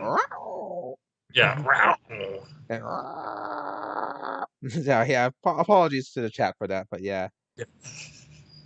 And then, no, that's exactly what it sounded like. But then, of course, T-Rex just sounds like the T-Rex. It's like, Oh, well, you've already seen it in the other movies. oh yeah. So speaking of that, yeah, I love the toys for the first Jurassic Park, but The Lost World was I thought, real dinosaur minute. I watched that tape to death, and people say that movie doesn't quite hold up. But we'll go more. I think in the future we will actually do more in-depth discussions on each movie. Right now we're just going with childhood memories. But oh my gosh, that tape was so cool with that lenticular cover, and it'd be like the Lost World logo, and then boom, the T-Rex burst through it. It just I don't have that lenticular card no more. I think it's rare if you do find a tape with the card still in it. Yeah, yeah, but most likely the VHS you would find is the special edition, where it's the two tapes box with the Velociraptors on the cover, which is yeah. the one I had. It was literally the first Jurassic Park entry that I started on. So yeah, I didn't start on the first one because there are moments in time, and even back in the day, where like there are some movies it's like, well, good luck trying to find that one. But then Yeah. it'll come back if like a new movie comes out. So obviously, when the third one is coming in the wake, it's like, oh yeah, I like this first movie. I can watch that one now. But Yeah. I watched the second one, and I knew there was a movie that was like Jurassic Park, and this one is tied into it because it has the title of The Lost World Jurassic Park. And I also distinctly remember the Burger King commercials for the collectible watches. I only I had have the one of those watches. It was a Stegosaurus one. It's somewhere in our like jewelry toy collections. No longer exists. So it's I'm like I'm stubborn when it comes to giving up things. Like even when we were having yard sales, it's like, if I really want to give away that, I want to give away that, I want to give away that. But yeah, Okay, I got something. I got something better. Doesn't- I got a better version. I got a better version of that, so I don't need that anymore. But Yeah. So I am that type of person. But when I was watching the movie, I did remember thinking that it was kind of very engaging. It's like I kind of got the for what many people with the Brachiosaurus scene for them in Jurassic Park, the Stegos walking in was essentially my first wild moment in like the Jurassic Park franchise, and it's pretty Another much. one. I honestly think it's more a step up for a Brachiosaurus because the Brachiosaurus is in like a open plane. It's like obviously they could fit a CGI effect into that, but like the way the Stegosaurus are implemented in this movie is like they actually like are moving through the foliage, like as if they're one with the wood. They've trampled this pathway so many times, so it's seeing them moving in a herd naturally. It's like I feel that's more of a stronger reaction than the Brachiosaurus. I think out of the whole saga, I think The Lost World is the one I have the most nostalgia for, I think. Right. I mean, Same with me. hell, every time we have to actually rewatch it, I have to put in that stupid Mercedes falling in love promo right before, because if you had the old tape, it would start with that falling in love again. What am I to do? That whole Right, thing. because it's all nothing but Mercedes. All the Oh cars yeah. are Mercedes. It even went up into the world where it's I like used to have cars they're Mercedes brand. I love this car. I can't believe it died, but I used to have this remote control car of the Mercedes, the one that Nick and Sarah drove, the more SUV looking one. Rubber tires. It was one of my favorite remote control vehicles, and I broke that sucker by having my actual dinosaurs tear it apart. Yeah. Well, you're like give your kids self props. You're like adamant to be like true to the movie. Yeah. I also have a secondhand trailer command center, just a trailer part, but yeah. And but yeah, the oh man, that was a crazy year for toys. KB Toys always had the Lost World green boxes with that T-Rex head and that Godzilla with the big eye, and you have like little Godzillas in the military, and we need bigger guns. Yeah. We need bigger guns. Godzilla's tearing the net. Yeah. And then Oh god. dino damage. Something has survived. Will you? Yeah. But oh man, yeah, it's looking back at it, yeah, there are some things that are a little bit wonky about the Lost World narrative versus the first one, but Jeff Goldblum grounds it, and he's like the guy who everybody should have listened to because everything that goes wrong is because people didn't listen to Ian. Yeah. Right. That and Nick But Owen. You know, Nick Owen causes a lot of trouble in that movie. You know. Vince right. Vaughn. But Yeah. I mean, I get it. After seeing like all the movies now, especially the first one, I can see why there are people that feel like Lost World isn't doesn't capture the same thing as Jurassic Park. I argue it's like, well, no, duh. This island that they went to has had no fences. This wasn't even made to be seen by a tourist. Like this was just like factory grounds essentially. But it's Yeah. like, okay, so imagine what if we made the dinosaurs just like in Jurassic Park, but there was never any fences. There was no barriers in place. Like there might even be some species that were planned to go to the park, but never got the chance to when everything went kaput. And now they're already kind of like fostering. It's literally an island that feels like it's like just removed out of time and plopped into modern day. It's an But actual crazy, dinosaur island. that's 4 Yep. years after the park incident. Yeah, it looks like it's been primordial for centuries. Yeah. Nature really took it Well, back.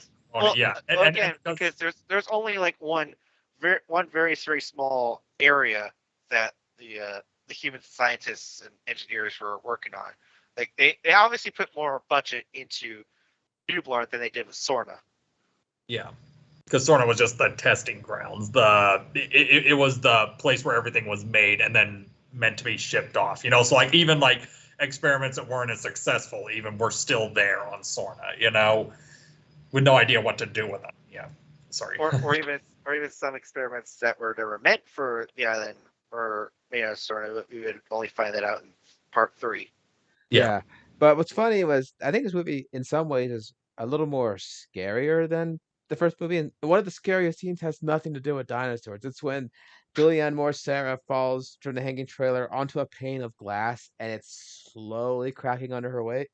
Everyone always says how much like that made them cringe. You know, just like oh my god, just that situation. Like, ugh, don't even go there. Exactly. Even Derek's like he was actually going ooh ooh, ooh with every movement. He's like he knows she's gonna be safe, but in that moment you can't help but feel wrapped up in the situation when that scene Yeah. happens. It's like a moment of damned if you do, damned if you don't. Because like she, in her mind, she's thinking like it's as I'm on this, my weight is like pushed in a glass away. But if I move one end, obviously it'll lessen on one part. But I'm adding more weight to the other arm to make the glass crack even harder. Yeah. And It's also like what should I even move? Where should I even go? there was also the fact that I loved one of the best characters in that movie is Pete Postlewaite's Roland Timbo. Like go Roland or Nintendo. Yeah. it's just oh my god. Just the funny thing is he's kind of like Muldoon with a little more of a great white hunter edge, but also Yeah. has some sense at least. Kind of like Muldoon mixed with Quint almost, you know, like Yes, yeah, that's a Yes. little bit more sense, yeah. A little bit more sense because he's not willing to like kill everyone just so he can get the T-Rex. You know, he only puts himself and Ajay technically in danger when he tries that stunt of He also has capturing the baby. a little bit of a nobility streak to him. Like there's a part when he sees the blood, he's asking Sarah if she's injured, and hell, when they realize that one of their men has been killed, he told everybody, "Hey, listen, no one tells the little girl about it, okay?"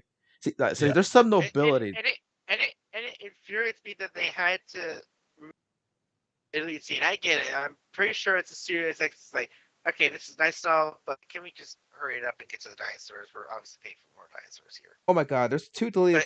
it's honestly the deleted scene introduces uh Roland where he's getting invited by um a member from Engine no, it's actually it's Ache who's telling them that we got a confirmation that said that needs someone like with your expertise. Yeah. And, What could I obviously, and it said she was going to be noticed as saying, they've heard these things before. Rich Denton always wants like a little safari run, getting some lions. I'm just really tired of it all. But they also added that there's very much general because there's a local girl, native that is getting harassed by this always flat, stereotypical fat slobbery American that's just like, hey, American tourists here, it's like, hey, take me out. Just, like, she's got a hankering for me. And he badassly fights it with only one hand tied behind his back. Damn, yeah, it was good. And what's funny though is that I miss And then it ends with like the most awesome line. It's like, Ajay, I want you to go to my collection room, look around see all the trophies, and tell me what you think could possibly be on the island that would be worth my time. what I also love is the fact that that scene where he is introduced tells you everything you need to know about him in one monologue. And I love it's basically the politest way of telling Mr. Ludlow you're an absolute idiot. Yeah. Next is everyone is go ahead and build that space camp right here on the swamp, on the middle of Rex's for all I care. But I've been on too many safaris with rich dentists to any more suicidal ideas. Okay, Yeah. okay. Okay. Okay. Okay. I won't question you anymore. I won't question you anymore. But Peter Stormare as Dieter Stark is just an absolute jerk, and you know he's gonna get it coming to him because he's just being unnecessarily cruel to the animals. Yeah. And also Jack being Moore. unnecessarily cruel to Vince Vaughn. And we all know if you're being cruel to Vince Vaughn outside of the unnecessary Psycho remake, you're pretty much just bound to get it up in your ass. And then, oh my God, Eddie Carr, Richard Schiff, lovable guy. And you're going like he's the guy that wants to be there the least because you're not testing my equipment, and he goes out trying to save them, and he gets the most like up at that point brutal death in the Jurassic series. Yeah. And you got to And give him people credit because and people argue that the death in Jurassic World with the assistant, that was way over top and so unnecessary. Why did that need to happen? It's like, bitch, you watch Eddie Carr in Lost World and look me straight in the eyes. Yeah, Well, and like Carr is such a good person. Like even when you look at him, because like even with two T-Rexes, he never takes his foot off the pedal. Like he's still there trying to save them. Even when the T-Rexes are tearing open the car, and he could have like tried to like get out and like crawl under, but he's such an honorable guy that he couldn't bring himself to it. And it's like, and he dies the worst death. And yeah, people are always like, oh, the woman in Jurassic World, why did she have to die? She did nothing wrong. I mean, sometimes it's like, okay, do people have to do something wrong to die in these movies? Like in your eyes in the first movie, why did Mr. Arnold deserve to get it, Because according to Sam Neill, because he was smoking a cigarette, and it's like, well, you all know if you're a smoker, you're probably not long for this movie. He joked. But yeah, oh man, everyone kept saying Sam Jackson really didn't have a good track record with animals in like the 90s and early 2000s. Deep Blue Sea. Anyone? Yeah. But so another thing too was there was another death scene that was like over the top. There was a Oh wait, if the unlucky bastard is what you're thinking of in San that Diego. too. There's also Dieter Stark's driver, Carter, who. Oh yeah, he gets essentially the treatment of, ew, I stepped on some gum. And then and you got the so-called expert paleontologist end up freaking out. He's backed up in a corner. He knows the T-Rex is the most volatile hunter. The worst way to go out death-wise is snake. He just goes right into the snake's mouth, and you're like, and the T-Rex's mouth, and you're like, yeah. And yeah. And then there's the those most of the hunting group gets wiped out in the long grass scene. Yeah. What's I remember right into the suddenly imagining that like there were velociraptors there whenever we would go to like this pumpkin patch out in, I don't remember where it was, but like I would go there and I would imagine like velociraptor secretly hiding. And I feel bad because I used to imagine like the velociraptors eating my friends for some reason. Sorry, my childhood friends. That's I'm fine. sorry I had to get eaten. But now you guys can imagine me being eaten if any of my childhood friends are watching this. So But yeah, what's funny though is that I like how it's almost comical, but you see these guys just walking and you got like this cornfields of the raptors like going through, and then next thing you know they're just going like whoop. They're going to be quoting, "Oops, there goes another rubber tree plant." Every time, "Oops, there goes another one." Every time, and then you got that one fellow who hits the money shot where he's just screaming like a maniac, and then the yeah, raptor, just, yeah. Uh, Also, but these raptors are probably not as smart as the Nublar raptors, and given how easy they're Yeah, given to slip in this one. yeah, yeah, yeah, tiger raptors.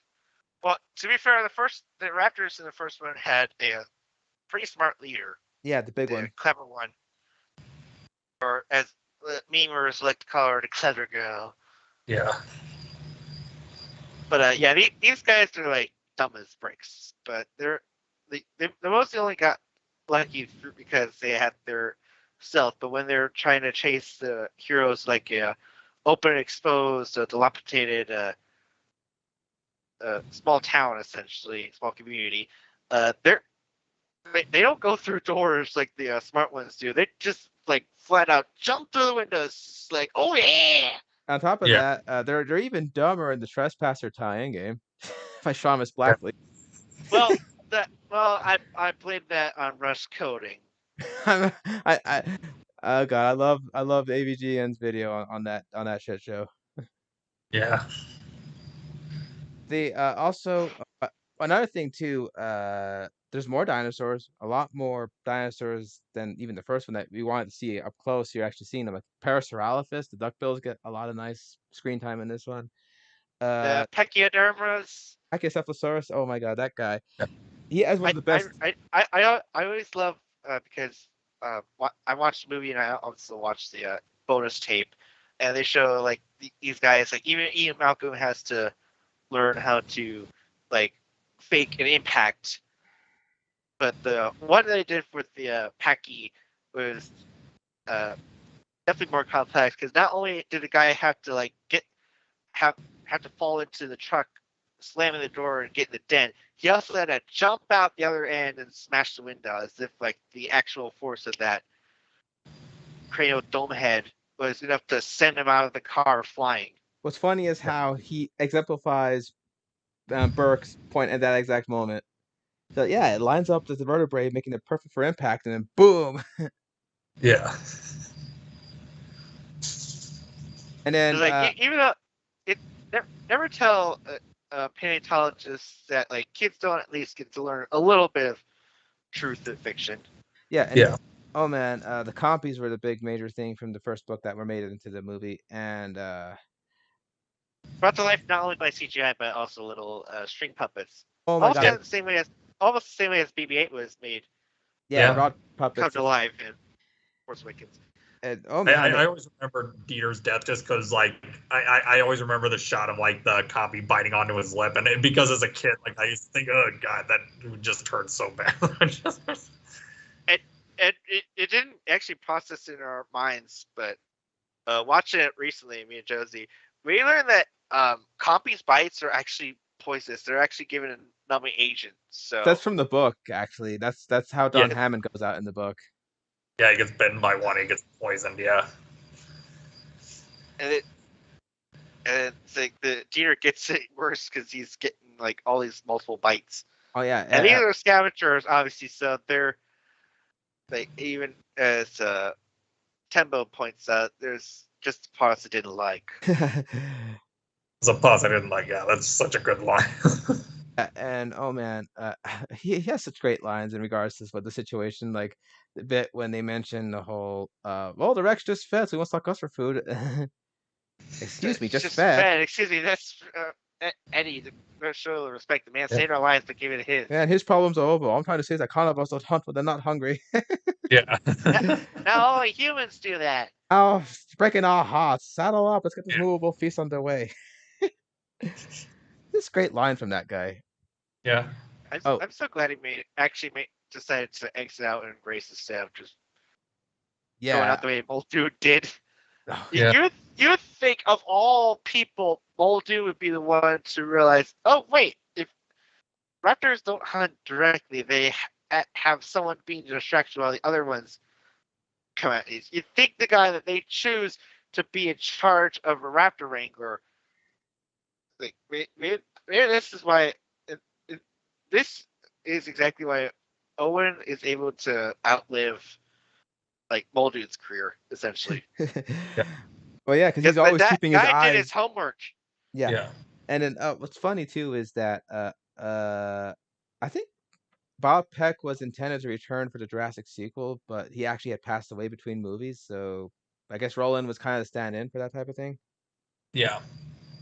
But oh man, like another thing too, the music is a little more intense, and it's very Max Steiner-ish, if that makes guy who did the original King Kong score. Yeah. Yeah. Hell, the track I keep pointing out to Neon every time, but the track when they go into the long grass with those low horns and that bongo drums is very similar to the song that plays when the Venture crew hears drums during the daytime ceremony. Yeah, it does actually. It has that very old timey, adventurous kind of feel, and the movie itself even is kind of reminiscent of like Son of Kong. You know, like I've pointed this out to you. Like it's the second movie. The main character is someone who was kind of a side character in the first movie, and sorry, what else was it?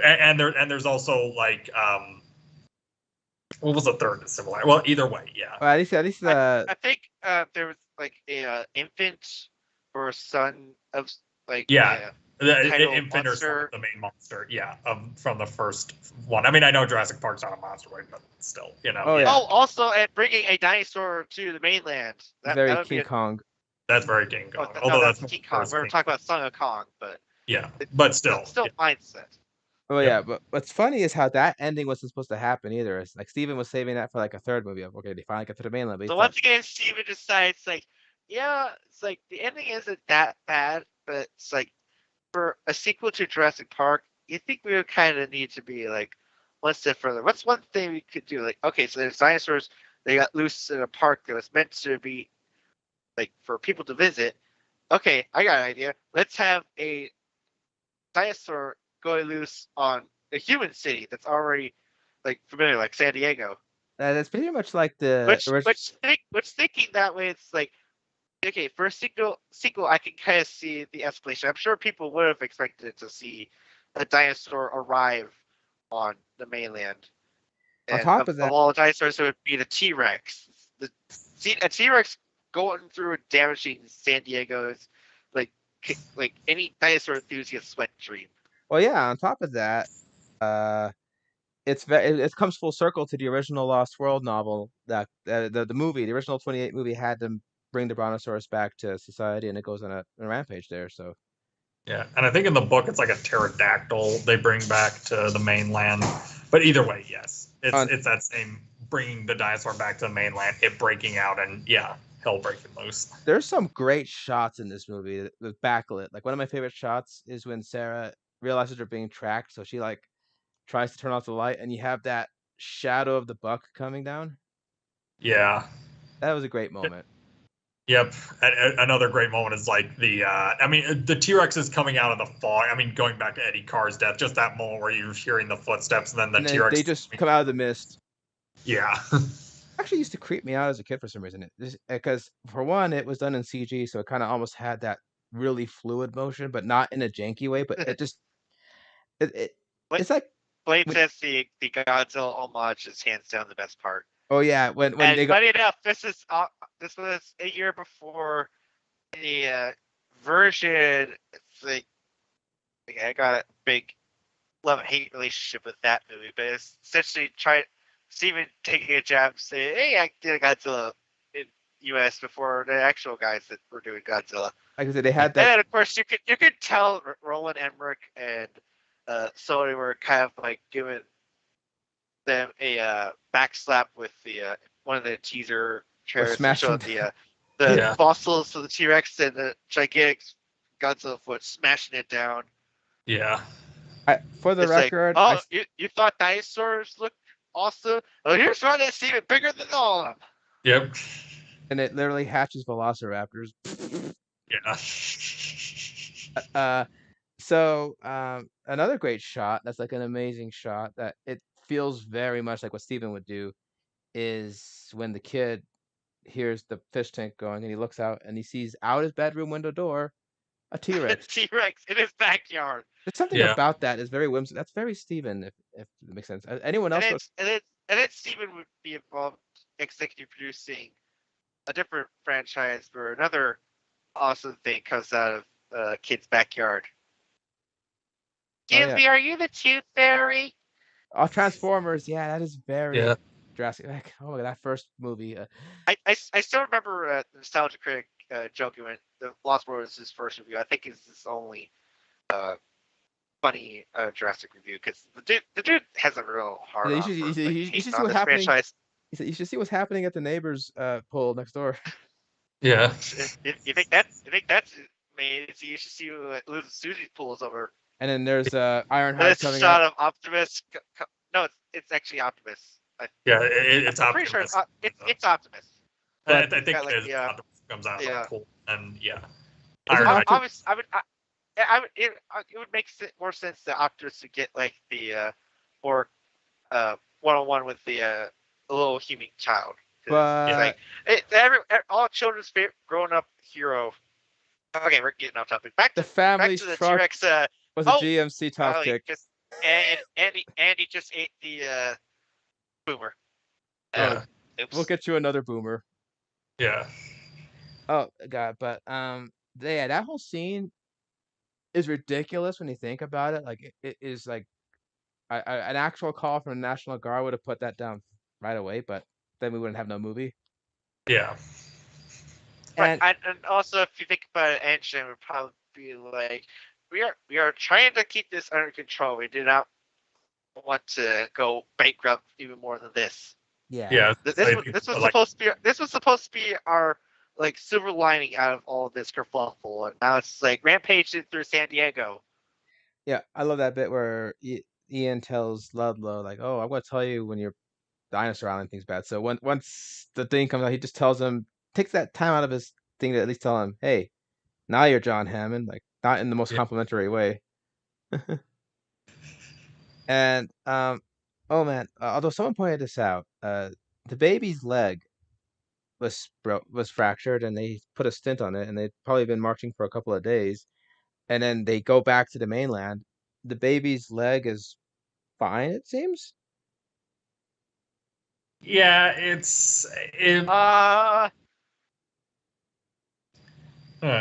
didn't think about it until someone pointed it out in a review, and I went, yeah. I got nothing.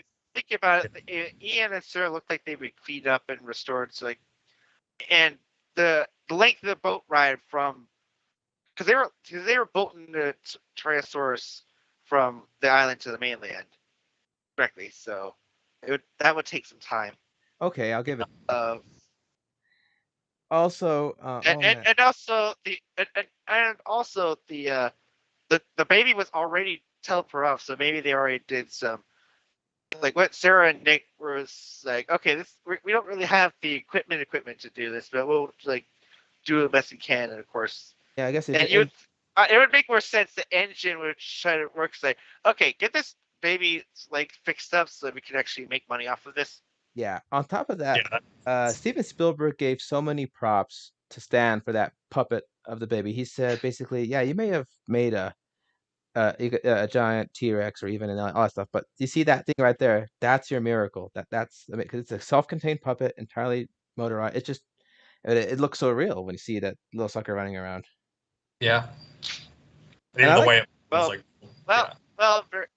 running is one way to describe it. It's more just like lashing out as being carried around because, like, again, broken leg.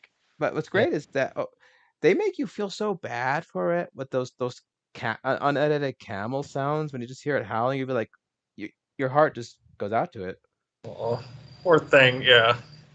That's got the nail like, or not the the spike through like its leg, and it's like just sitting there. It's like, oh man. There's a deleted scene where Ludlow's drunk and celebrating Scotch, and about Roland catching it, And then the dumbass steps on the baby's leg. yeah, the a compy or something came out, scared him, and he went right on top of it, and Roland realizes, you idiot, You stepped on his leg. yeah.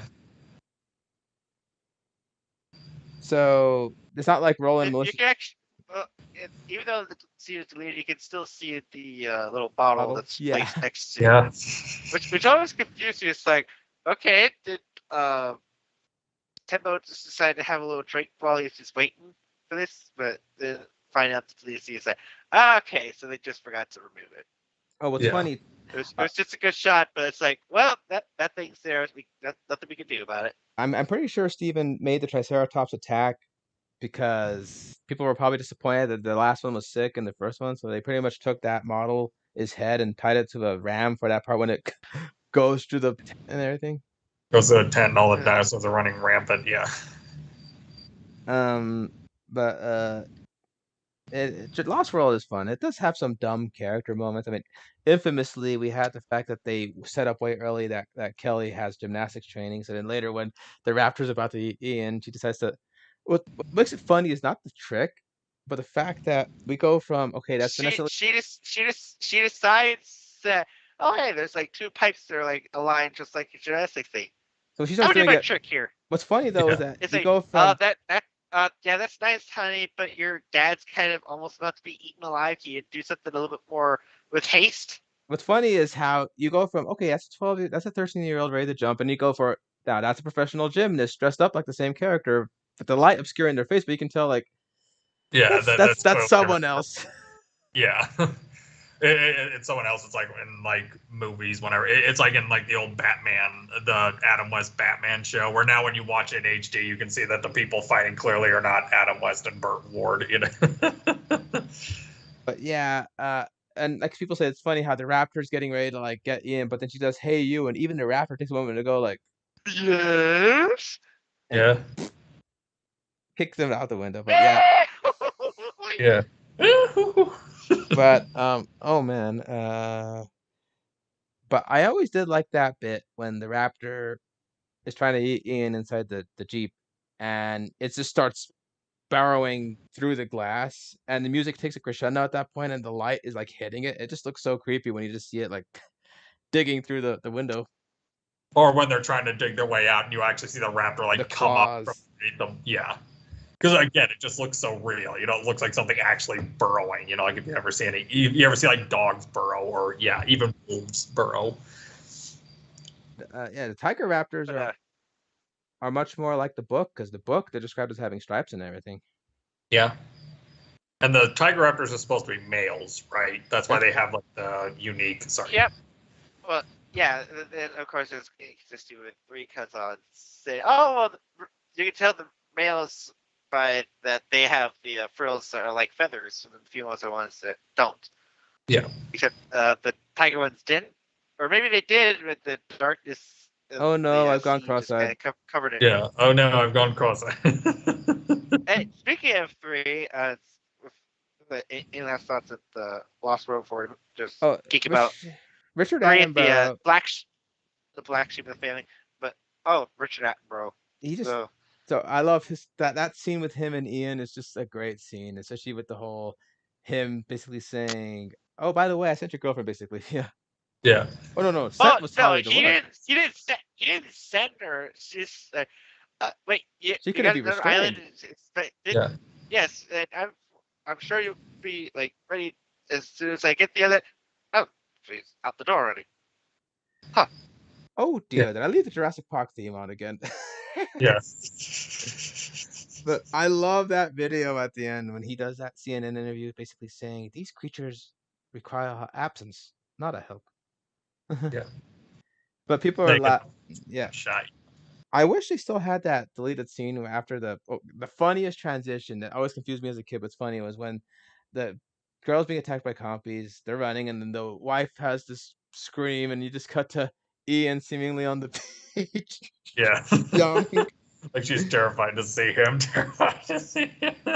oh no, not Jeff. It's like the one time I went to see this movie. I think it was called The Woman in Black. And it's like everyone was like screaming from like all the different like ghosts showing up. But then at the very end, like there's a part where Daniel Radcliffe opens the door and it's just like some guy he met earlier standing, and everyone was like screaming, and it's like, oh no, not that guy. Yeah, Not the I would regular like an guy. edit of that where they do that and he opens the door and it's Richard Mansur's Stanley Uris from the It movie saying, "Hi there, I'm in the deadlight now." Yeah. Hey Eddie, how's your sex life? What's your sex Yeah. life? What's your sex life? What's your sex life? Yeah, God, but went off the rails. So But oh my Yeah. gosh, the original deleted scene after she screams is it cuts to Ludlow at the board meeting, basically saying how Hammond's driving your company into the ground. We have all these assets ready for profit, but because he's a born again naturalist, we're Yeah. losing money here. So that's when they vote control to give it to. The reason I think they cut it out because it's basically explained by Hammond later, the exact same information. It's like why George cut out the Jabba scene because all that information was basically said in the Greedo scene. Yeah. So yeah. and Anyway, then but he decides to add it back in there because they, well, I got the technology and I can make Java be there. I can also hint at Boba Fett being a thing before, so Yeah. that we don't have to use that which shall not be named as the first way that people see Boba Fett. but yeah, okay. So 2 was a big hit, and people felt it didn't have quite the majesty of the first one. Well, yeah, but then we But had yeah, no Majesty, but it's like that T-Rex in San Diego. That's like that's definitely put seats in the house. and then of course there's the majestic ending where you have all the animals living in nature, and then the Pteranodons are off. We're in this movie. We're in this movie. See, we made Yeah. it. We're in this movie. See, we made it. We made it. Oh, They cut us out of the first one, but here we go. We did it. Although they're trying. they, Sorry. they have like less screen time than Mark Hamill in Force Awakens. Although technically more lines, because at least they make a noise. Goodness gracious me. Sorry, I couldn't. Yeah. But Okay. no, the third one was actually my first Jurassic movie I ever saw in theater with my own dad.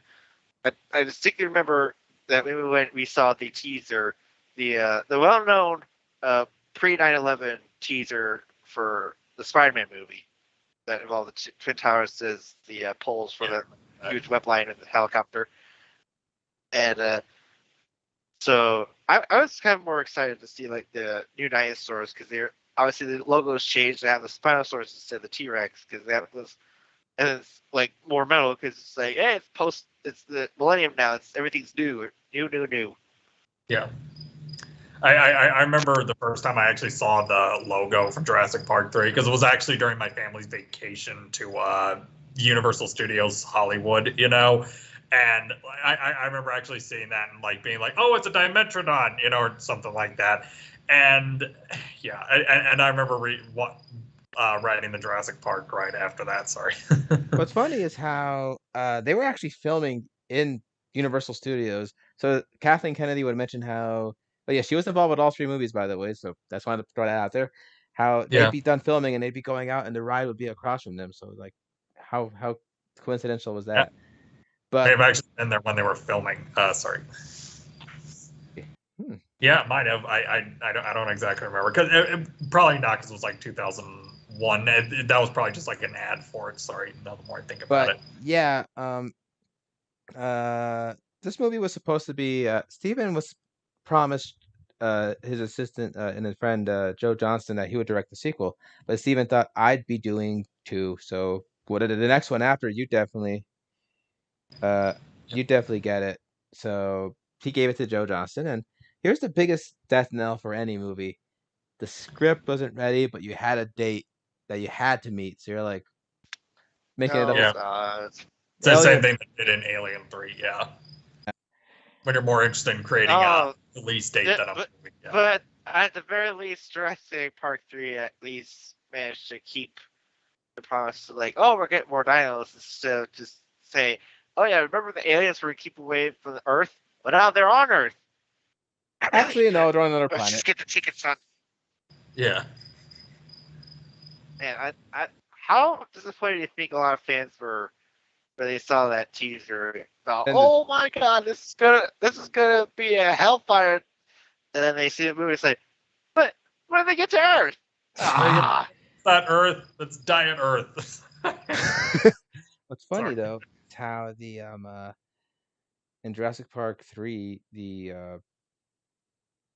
they bring back a cast member. In fact, originally it was supposed to be Goldblum and Sam Neill, but Goldblum actually injured himself before filming began, like on accident, and he's just there's just it's I don't know what it is with that anything related to that actor, but he always keeps breaking his leg. Yeah. but yeah, it was just they brought back Laura Dern for a small bit, and Sam Neill is the big driving force behind it. And Yeah. what's great is that there were a lot of ideas they were throwing around. One of them was that they'd follow, like maybe there was this plane with like these rich kids and stuff, and then that plane would crash, or they'd have to survive on Sorna for a while. Kind of like what they did with Count Cretaceous. Now that Which, I think about it. Yeah. well, to be fair, the name of the game is like if that idea is not used, don't worry, we'll get around to it at another time. But Which yeah, is exactly what one of the scenes at 3 set up is the bird cage. I'm sure this like a big thing in like the book. yes, it is actually. When they go through Yeah. the park, they have to go through the Pteranodon bird cage, and they finally said, okay, so we all got all the other ideas. Let's actually get the Pteranodons their big shining moment in this movie. Yeah. And it's even like I seem to remember the poster is the spinal has T-Rex place and there's the /3, but there's also like against like the metal sheet background. It's like there's the looming shadow of the Pteranodon. Yeah. Like even the posters say like, don't worry, Pteranodons are gonna be in this movie. We swear to God. They're gonna be in They're this gonna movie. have We a got big even thing. a better dinosaur than T-Rex. You know, we got the guy Jack Horner thinks T-Rex was afraid of. You know, and of course, like Spinosaurus was like long since dead by the time T-Rex showed up, and also Spinosaurus I think mostly lived in the water. You know, yeah. Yeah, it was But so but it funny. says JP3 gets a pass for me because he gets to see Sam in that hat again. But Yeah. and the backlash people had to that movie because they changed the raptor designs, they killed the T-Rex. Yeah. I think people didn't like most of the human cast for some reason. Although Yeah. I actually like the Kirby's; they're very endearing. Yeah, they are. They're played very. I mean, William H. But to be fair, when they first arrive, they do kind of do some stupid things. Like one, they don't try to explain while they're in the plane. It's like, okay, look, I know you're upset, but we're actually here to try to find her son. He's been lost. They don't wait. They wait until after seeing the horrific like 3-second T-Rex fight with the spinal. And then of course there's And the and then mercenaries. Amanda Yeah. Kirby's like screaming out with a fucking megaphone on an island where dinosaurs are able to hear an earshot. On top of that, they were in the interior of the island on that landing strip. Because remember what the Hammond said: the carnivores are centered on the interior, so it'd be best to stay on the outer rim. Yeah. And, And they're and, landing. and also, funny thing to mention is that so when they were shooting Lost World, they decided like, okay, Hawaii was like a mess because there's hurricanes. So let's actually, let's go to Redwoods because I seem to remember George worked with the Redwoods with the Return of the Jedi. I didn't have that much of a problem, and it did lead to like opportunity because the trees are like gigantic in Redwood.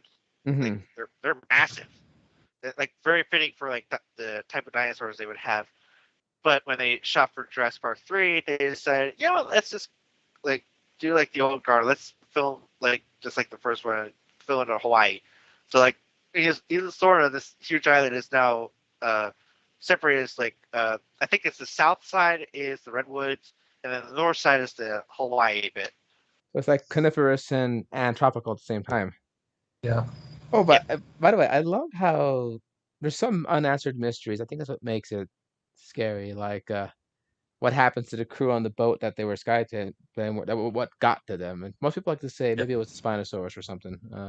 Yeah. But, Either way, me and Josie finally just agreed to say, okay, it would actually make more sense that it's a Spinal because he's like the main figure of the movie, and they make a point that he's also like able to go from land and water. He's able to work like a crocodile essentially, and like they prove it with the climax where he's just essentially like going jaws on the heroes on their boat, essentially just kind of working on them. By the way, Jurassic Park 3 probably has some of the best animatronics in the series, actually. Definitely, Spinosaurus in general is Oh just my a God. masterwork. Yeah, Like as And- mentioned before many exactly. times, the T-Rex fight was supposed to be a little longer, but during rehearsal, the servos of the Spino was so powerful that it actually broke the neck of the T-Rex and it started like, malfunctioning and they had to like cut the lines while it was going nuts and oil and everything was coming out, so it was like blood almost. It was like they said that Spinosaurus literally tore the head off of our T-Rex in rehearsal. Yeah. That's why the next shot you see it. Yeah. I'm sure Steve is like in the background going like, "Huh, I feel like I've seen this somewhere before." The shark, Yeah. yeah. But oh my gosh, yeah, the Spinosaurus. Blade says, "I really like the Raptors. So this one, the creepy yellow eyes and quills are pretty badass additions." Yes, they are.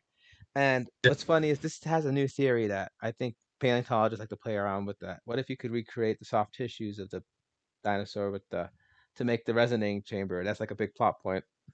Yeah. Derek is kicking himself because he went to a convention where people make like props, and one of those props was That make props out of resin, and the recent additions I noticed was the resonating chamber for 300. Like, oh my god, they actually made that. And didn't think last minute I could have bought one for a gift from him, but oh well. what's funny is Jurassic Park 3 was my first Jurassic movie in the theater, I think. Yeah. And Me too. mine. Hey, we So all got something in common. And oh my gosh, I remember actually jumping out of my skin just from the opening because you have the Jurassic Park logo and then the Spinosaurus, I assume it's the Spinosaurus claws, slash that 3 into the the Yeah, title. because Spinal has like the 3 clawed hands. Stick yeah. remember because I always kept studying that damn toy I had. That was I like that was like the one treasure Jurassic toy I had I growing up. love that bit when Billy and Alan are theorizing about what attacked them. They think it's baryonyx. And Yeah. I think no, it's the Suchomimus with the snout. No, no, no, I think bigger. The Baryonyx. What's Yeah. fun? Those fins. What's funny is how that was fan theory because the first poster to ever show up when they said buy the collector's editions of Jurassic Park 1 and 2 and get a sneak peek at 3, the poster was of a Baryonyx on the cover. Yeah. Because that was the original bad guy until they discovered Spino was Spinosaurus. bigger, yeah. Yeah. The Spinal is definitely bigger. Uh, the Spinosaurus was actually the first time I actually decided, okay, I actually want to look up these dinosaurs and see how like actually dangerous they were. Looking up the Spinosaurus, that thing is definitely a monster. Like it literally dwarfs the T-Rex. And it's like, okay, I can kind of see why they decided to go have him take over the logo. What's funny Yeah. is modern Spino, because the first ever Spinosaurus skeleton was destroyed during Right. World War. Oh yeah. And then also there's also like constantly conflict theories. It's like, oh, maybe it's always like quadruped. It's like, okay, maybe he goes quadruped at some points, but he's definitely able to walk comfortably on two. Yeah. It's like, no, he walks on two all the time, but he's able to crawl on hands and feet like a human would. Yeah, but the Spino in JP3 is a mean son of a bitch. Yep.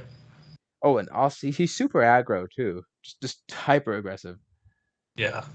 Now, one thing about Jurassic Park 3, you got to give it, it is super short. That the pace doesn't let up; it just really goes along. By the time it's over, I'm all like, Well, it makes sense because the reason why 1 and 2 are long is because they were just kind of like doing the jackbox wind up. It's like you know it's coming, but when it's the build up of like, oh, there's this island with dinosaurs, oh, there's this park, but the attractions are much more different than what you would think.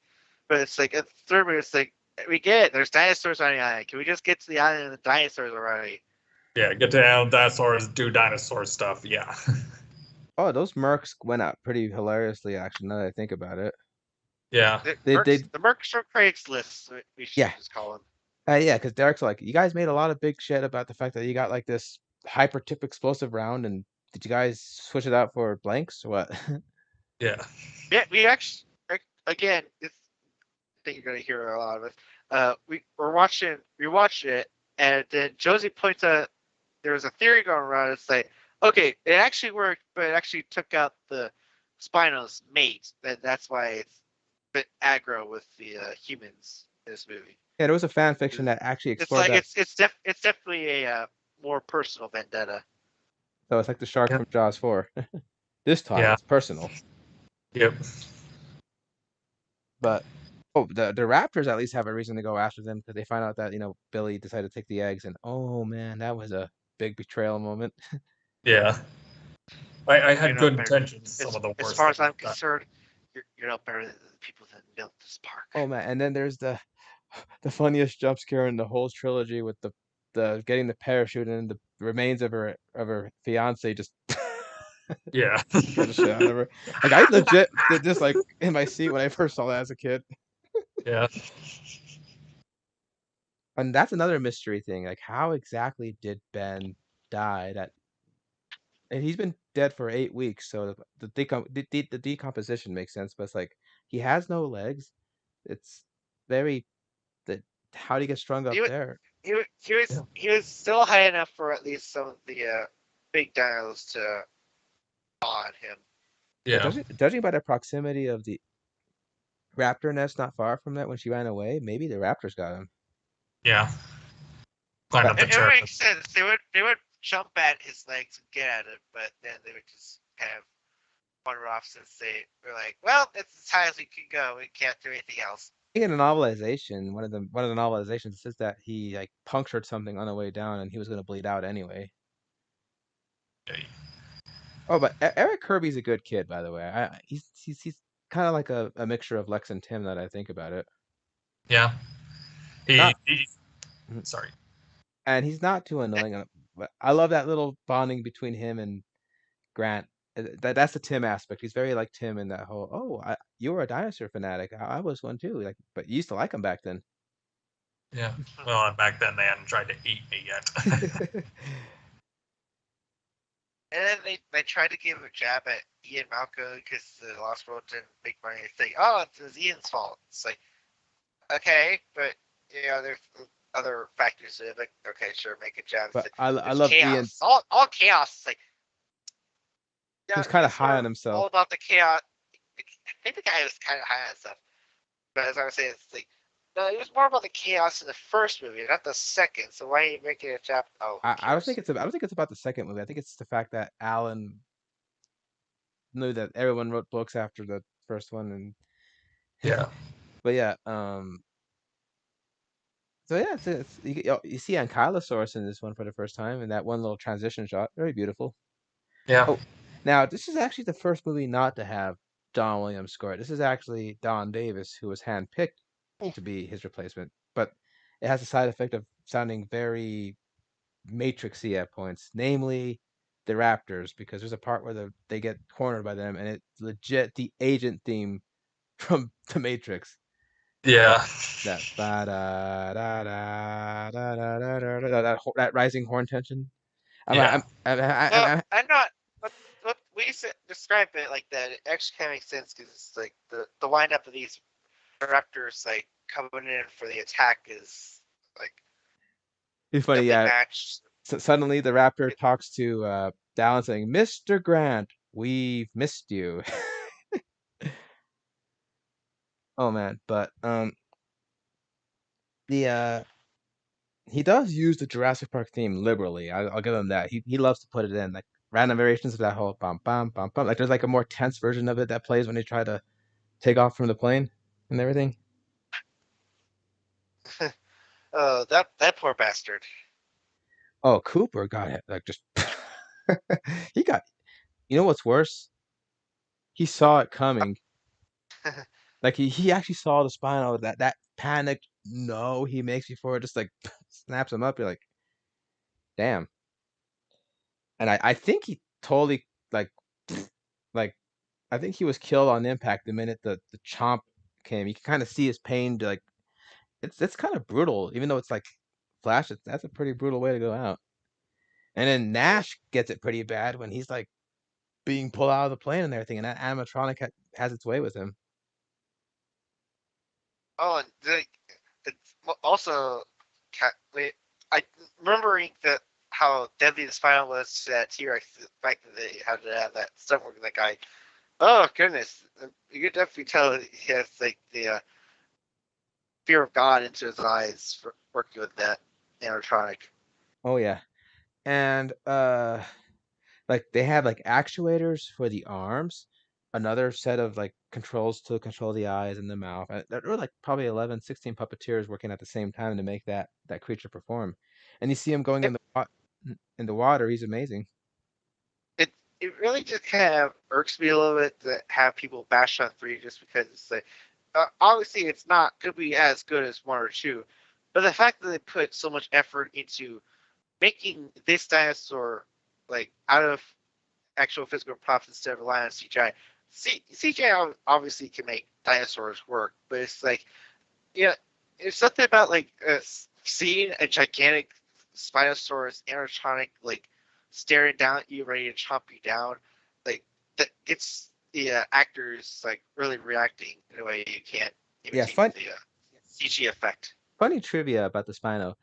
As you know, Tia Leone is like some of those scratches are kind of real when it's like reaching its claws in there trying to get her, and she after so much times in a tank and getting like lashes from the near misses from the claws, she comes home from a day of work and her husband David Duchovny, Mulder from X Files fame, sees her back and says, "At what point in this movie do they whip you?" Because she had No, some it was just a dinosaur. yeah. Oh, but Tia Leone is kind of cute as the ditzy but lovable Miss Kirby. Amanda.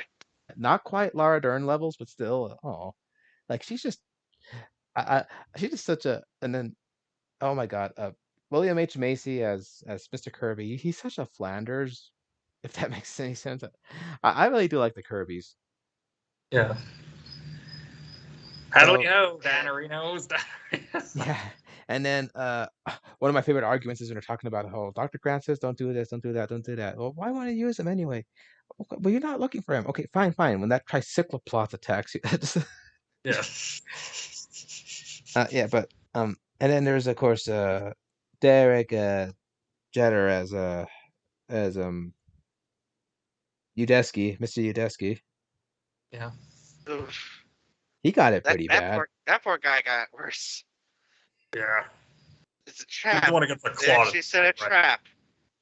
Yeah. And, Yeah.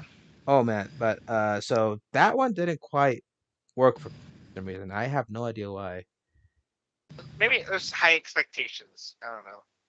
Yeah.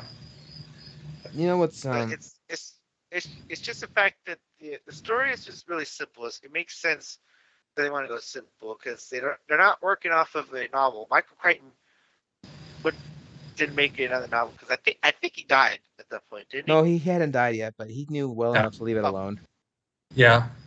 Oh, wait, because right. So they were we didn't mention this. and not only that, but there's when they were making this movie, there was of course a writer's strike going on because there's always a writer's strike going on every like 6 or 7 years. Yeah. But yeah, they had to come up with a plot, and obviously a simple plot of it's the family friend and son are lost and trapped on the island with full of dinosaurs. You need to get an expert to help track and get them out safely. Meanwhile, we're encountering new dinosaurs. Oh, Yeah. another scene I love is Grant's pitch meeting to try to get more funding for the park for the dig site, and people are just walking out of it, bored out of their skull. And when they do have questions, it's It not about. Yeah. it's obviously probably the filmmakers putting that. Most likely, probably because they knew that there were going to be audiences watching this movie. They're going to be like, okay, this is like you just get to the dinosaurs already. Yeah, but I love that bit though. It mentions in the questions that does anyone have any questions not relating to Jurassic Park? Yeah. Or Or the the incident in San Diego, which I was not at all present. But yeah, and then they keep saying, "Yeah, we're gonna." But what's funny is how he mentioned no force on Earth or having even an island, but then when the dig site is in danger, and then Mr. Kirby says, "Okay, write all kinds of numbers on this check. What's it gonna take?" Well, now that you mention it, And then when Yeah. they find out when they find out it's a sham, he's like, "That's great. We're on the worst island in the world, and we're not even getting paid." Yeah. But oh man, That some does people. lead to question. That does lead to a question of like what does happen to Dick's side after, because the movie just ends with them getting off the island, so you don't really see any conclusion about that. Like, Maybe I think they. for all intents and purposes, that dig is pretty much like ruined. Like Yeah. they're packing up in 2 weeks, they're gone. Oh, we see Alan is back to digging in Dominion, so maybe he wrote another book that got him some profits, maybe. Yeah. But This specific experience, I had to. Yeah. yeah, I had to escort a bunch. I had to escort a bunch of dipshit. Yeah. Sorry. even funnier. Oh god, there was a line I remember that made me laugh so hard about that movie. It was had to do with the oh, apparently there were people who took issue with the fact that Ellie and Grant weren't together in this movie. Well, they never said they were an item Oh boy. in the first Yeah. movie. Hell, there's If, that line that Ian if you, has. Yeah. Is she currently seeing? And then he's like, yes. Yeah. And he's like, oh, Oh, are you I'm too? And sorry. yeah. Yeah. Oh, I'm sorry. Yeah. Yeah, we're good. Yeah, then what I touch. Yeah. You didn't touch What I anything. just. We stopped. and if if you ever need clarification, you just go back to that movie, and it's the easiest trope you can ever pull off if you want a two people to actually be seen as a couple. It's like if like they one party or another is coming back from like literally the worst night possible, and they're meeting each other again. They're going for a hug and kiss each other like on the cheek or something. They never do that, not even once. Yeah, No. Like the most they mostly do is just get a tight hug and say, "Holy shit! I cannot believe you survived that awful night." yeah, Yeah. you're right. They're work colleagues through and through. But yeah, plus I think there's like an age difference between Laura Dern and Sam at that time. So yeah, There was, and even in the original book, like Ellie is like explicitly like way younger than sorry, I'm gonna Grant. space his name. Grant, sorry. He's way younger than Grant. I think he even explicitly says, because I think even in the book, like Tim asks, "Oh, is she your like wife or girlfriend?" He's like, "No, not at all. My wife's been dead for years." Yeah. But yeah, Ouch. so yeah, that put the series on ice because they were trying to make a fourth movie forever. And oh my god, the So internet has. I just think remember there were pictures straight. It's like, okay. So hear me out. What if Angie was still working on the dinosaur park, but they made dino-human hybrids? They were And militarized. Universe is going to look at it and go like, bro, no one's even going to buy that for one goddamn minute. Because No, the we're not idea gonna do was that. that someone was making these genetic crazy dinosaurs that were like causing trouble. So in order to kill the And dinosaurs, they actually made their own human dinosaur dog hybrids to like, Yeah. and they were militarized. Like they had like guns attached to them. It was like this. It got so it, far away from Jurassic Park. It might as well have been its own thing. Yeah. It's like dino it, soldiers, or so dinosaur and soldiers, and yeah. And to be fair, the idea did at one point get actually made as a Halloween event at the Universal Studios. That It was like Islands of Fear, which and it was the Jurassic Park where they had I don't remember what it was called. Like each island had like a different thing, like the Maximum Carnage for like a Marvel Superhero Island or Boon Lagoon, which the tunes are replaced with boons. Apparently, I oh don't know what, but Yeah. the ones at Jurassic Park were definitely like they had like actors dressed up as like raptors, but they like had like the luminescent glow to them, so that when they pop out when they jump out at you at night. Yeah. now one thing I remember, the Jurassic Park ride was a promo at the end of Lost World, and ever since the mail tickets and everything, I've been wanting to go to that thing for years. But And you did manage to do it at one point, I did it right but before it was. but it was because of a dire time. It's like, okay, this is literally my one only goddamn chance to ride it before they change it to be updated for Jurassic World. I am going to ride on this damn thing, even if it takes me hell of a high water. Yeah, Like hook 'em or exactly. crook, I am going to ride the ride that I grew up watching on those VHS tapes as a kid. Exactly.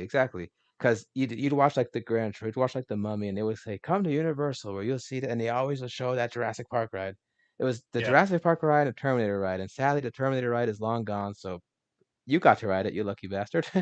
Yeah. Yeah, now it's replaced by Jason Bourne. So Yeah. Oh my God, that's Jason Bourne. Yep. That meme, yeah.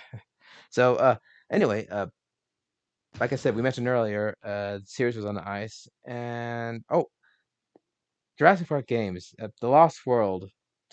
That was a Yep. cool game. It You was. are the T-Rex, but you have to like play through all these little dinosaurs before you even get to the T-Rex. Nick the game apologist. unless you got the greatest hits special edition, which they add a scene where you get to play the original Rex from the Isla Nublar post Jurassic Park disaster. What's funny Yeah. is how Nick the game apologist has a great video on that too. Man, I'm sure bringing him up a lot. Yeah.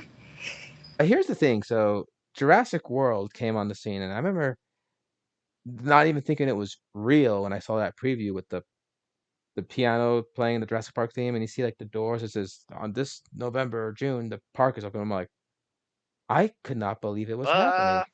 Yeah. What? But I distinctly remember like the title Jurassic World and saying out loud, it's like, why didn't you call it Jurassic Park 4? But it makes sense. It's like, think of like Jurassic Park, the original one, is kind of like Disneyland. The original, the one that started it all, and then the one that followed up is bigger, grander, and it's actually working, is Yeah. the Walt Disney World, the Jurassic Yeah. World.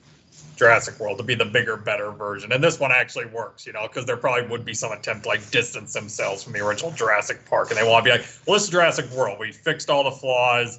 And, now you can actually come here and see the dinosaurs, Like there's that funny line where one of the crew members has like a T-shirt from the OG line, and he says, "Isn't that a bit in poor taste?" Yeah. Yeah, I can understand there's people, right, but that first part, that was like legit. Oh, way back in the Lost World, there's a line that confused people when they mentioned the whole thing about the story. Like, you guys lied, man. I told the truth, and you guys are responsible for the deaths of 3 people. I'm all like, 3 people. Let's see, Gennaro, Muldoon, Entry. and Ray. So, Yeah. but again, maybe as far as Ian knows, he didn't know Nedry died, so maybe he's just counting the death of Jurassic Park staff. Yeah. Okay, anyway, but yeah, I love that bit though with Laurie. So they got like this was a trend in the mid 2010s where a filmmaker would make like an indie film that would impress the suits so much that they would stick them on the franchise project like that. It Yeah. happened. It happened with Godzilla 2014 by having Gareth Edwards make Monsters, a movie he shot for next to nothing, and he did that, and that got him Rogue One.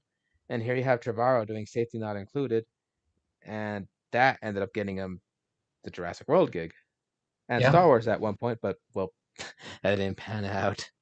No. But yeah, um, the thing about Jurassic World was they were trying to go back, but also go forward with what made sense. Yeah. There's even one point where people are theorizing like, oh, okay, so this is kind of like a soft reboot. It's like, so compare it. Think of like how, I was gonna compare it to like Halloween 2079. I mean the 1979 and then the 78 and then Halloween 2018, where they just forget all the other movies, just the first one and that's it. Or even Yep. back then, it was just the first 2 Halloween movies, and then like, oh, H2O. H2O now 4 through 6. And then, yeah, but I'm sure at some point some of the marketing producers were like, oh yeah, no, this Lost World 3 totally never happened. And Collins in the background is like, yeah, it did. Shh, quiet. We don't want to bring up the failures. Yeah. I don't want to bring up failures because at the point, that was the trend of like, we're gonna ignore all the films. Shun the failures. Yeah. Shun the failures. It's only successes here, And then when you get to Lost World Fallen Kingdom, they're like, okay, fine, we'll have one little reference to like Hammond's line from the ending of Lost World, where it's like these creatures need our absence, our help. By the way, Timothy, I actually have the same shirt that you're wearing. Yeah. So another thing was there was all this concept art and talk about like this new threat, the hybrid dino. Like the big problem is the whole. You guys went along and made a whole new dinosaur. Yeah. Which actually makes sense if you think about it, because the theme in the Jurassic Park series is all about like science going against nature, but it's like there's kind of blurring the lines. It's like, okay, so it's like we're just bringing back dinosaurs essentially, and it actually works. So they're out existed, but how long do they take to the new world is like that's the debate.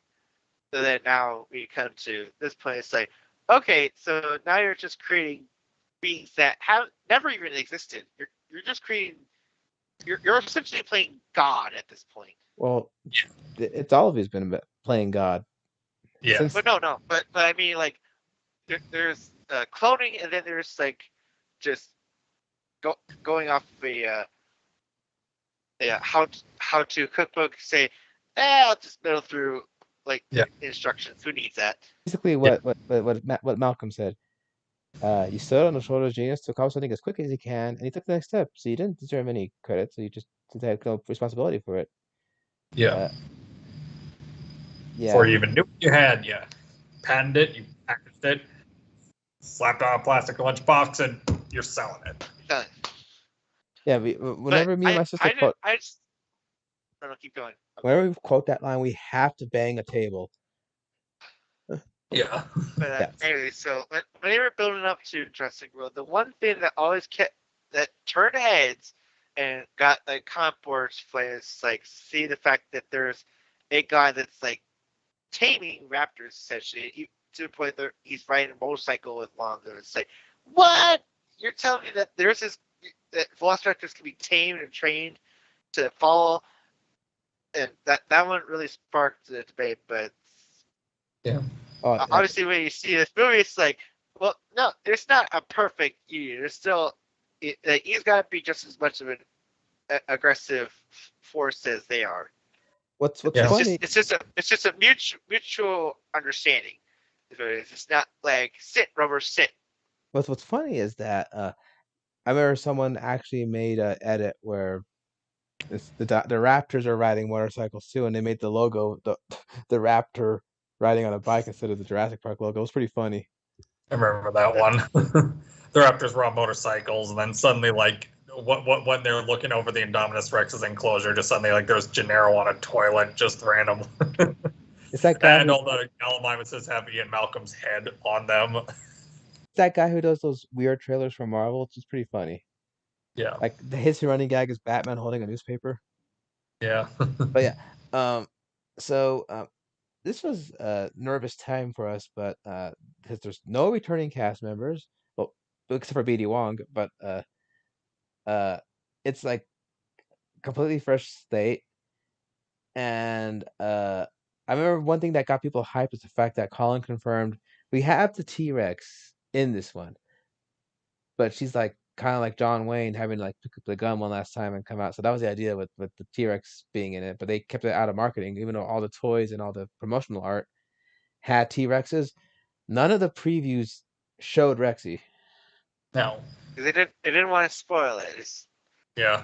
And even when we were trying to get out of the phase in the 2010, the late 2000s and early 2010s, where it's like there's trailers that pretty much effectively spoil the big moments in the movies, because like the student heads thinks like if we show them this cool moment, they're gonna go see it. It's like, no, if you show them the cool moment, they're gonna already see the cool moment and have no reason to go see the movie. Survival is what you taught me. That's one of the most infamous trailers that did that.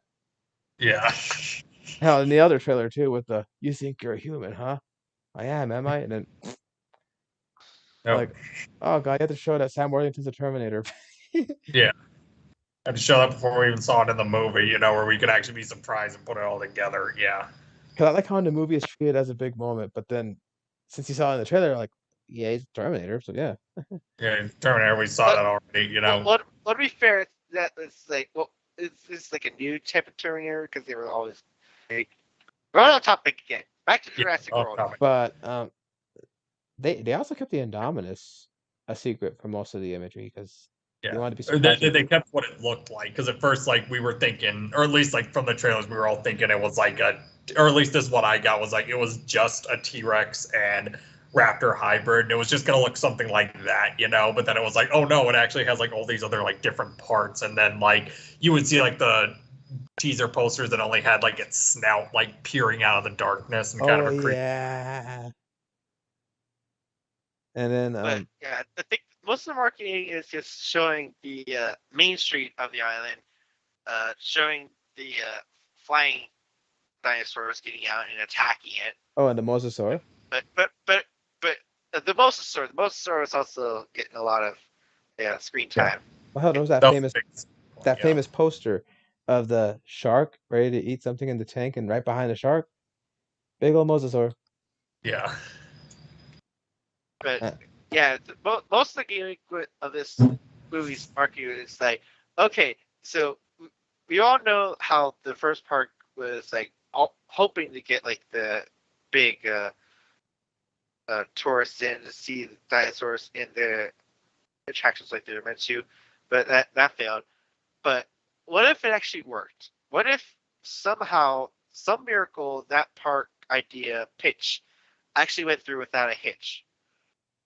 Oh man, you essentially see it, and it looks like the most fantastical thing ever. It's even to the point where like they must have gotten so much money from like the initial years that their budget rose for the park to even include holograms, apparently. On top of that, it's a lot of corporate sponsorships. Since I think the first movie would have to be done in secret. The first part had to be done in secret. Cameron couldn't exactly get the backing of like Verizon Wireless or anything like that. But this one clearly has like the Jimmy Buffett's, Margaritaville. You got like Starbucks, Samsung, and that. All these different sponsors, like, hey, we're finally getting I love what Indominus Rex. You're letting them name the dinosaurs now. How about next up, Pepsi-saurus? Yeah. Laurie is basically the Malcolm for that movie, and he's the audience of like. I remember when someone says Verizon Wireless presents the Indominus Rex, he's like, oh god, he rolls his eyes and everything when he hears that. Yeah. Yeah, it's basically our the audience's reaction to that name, but that's kind of the point, like the Jurassic World has gotten to a point where it's now so well funded that they basically just think they can do anything, or they think they have to do anything, and this movie's about the dangers of that. Yeah. Hell, Derek and I were like in disbelief when they say that profit margins are going down, dinosaurs aren't wowing them enough, and then we're seeing people cheer and everything, and Derek's all, they seem to be enjoying the park. I don't see no decline. It's just like, okay, yes, on paper you could say like, yes, the dinosaurs have been here for 20 years, so it's kind of getting loose still, but you're still forgetting the fact that you brought back extinct animals and put them out for everyone to see. It's like, by that logic, zoos should be like the most failing like tourist attractions ever, because they once in a lion or a tiger. The lion, boring. I've seen it before. Oh, an elephant. Ugh, lame. But zoos still get money. It says zebra. Wow, that was more majestic the 267th time I've seen him. But yeah, be impressed, God damn it. Yeah.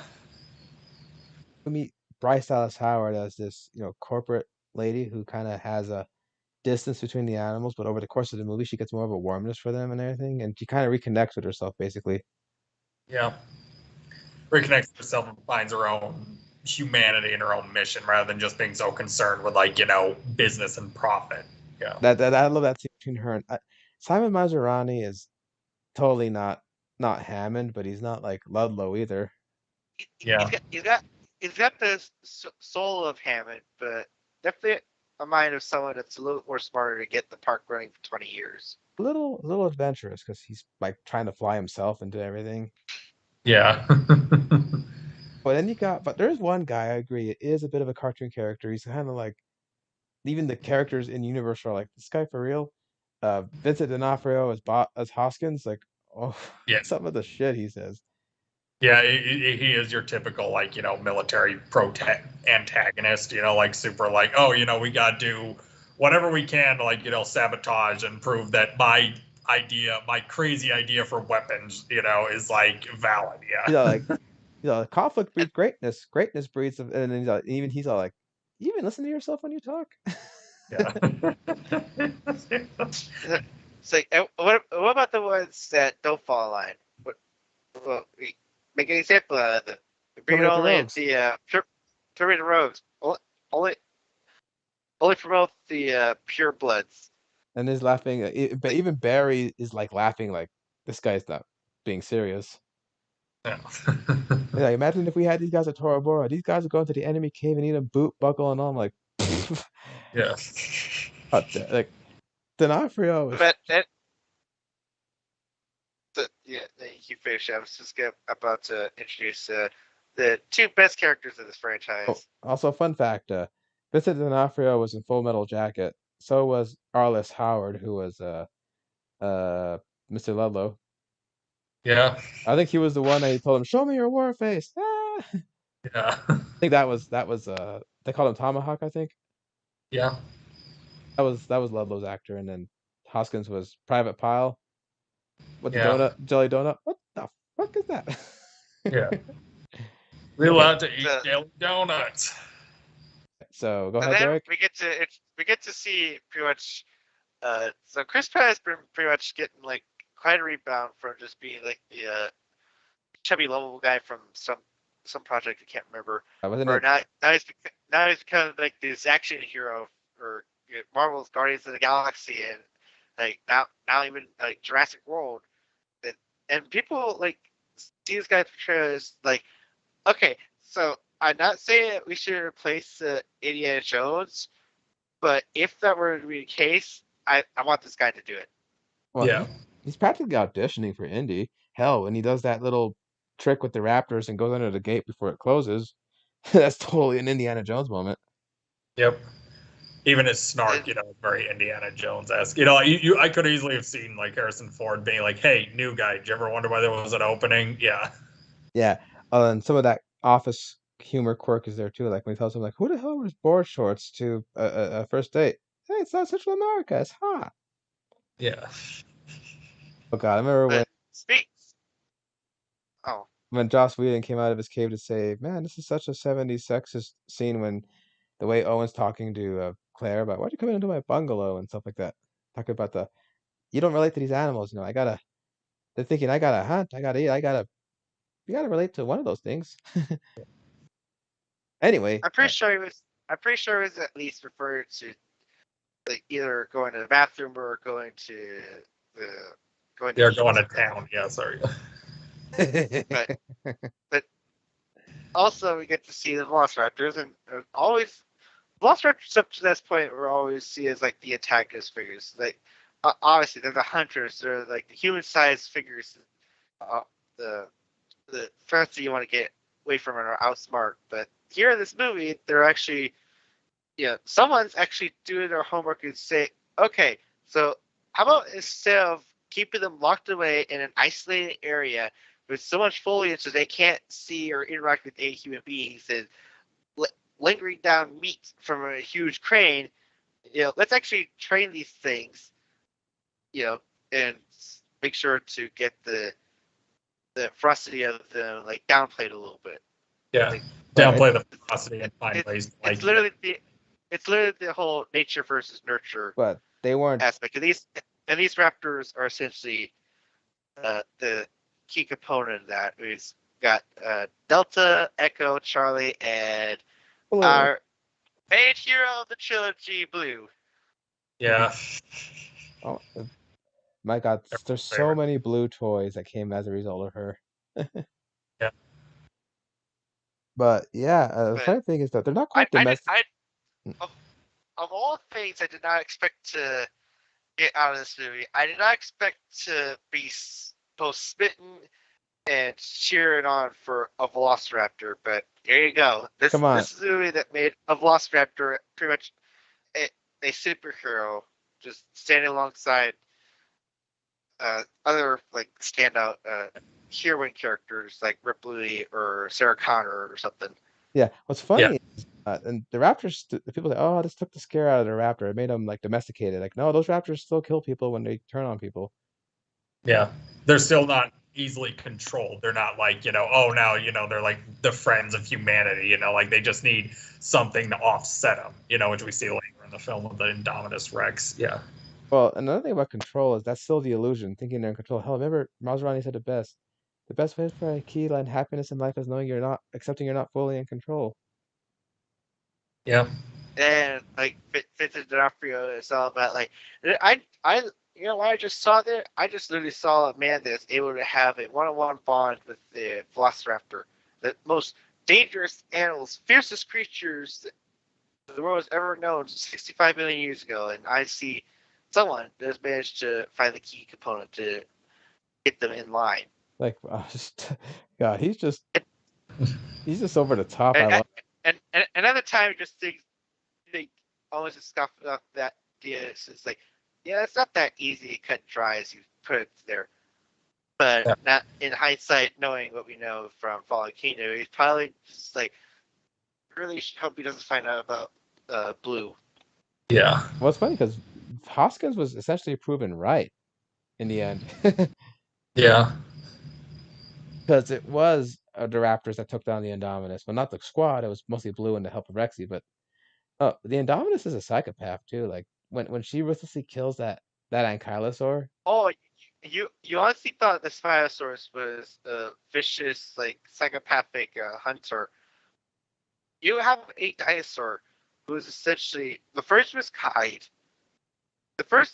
His first stay like on this earth was spent killing its sibling. I wonder if that's a Cain. Just to see what would happen. I wonder if that's a Cain and Abel reference. Maybe. Biblical. Anyway. Yeah. Go on.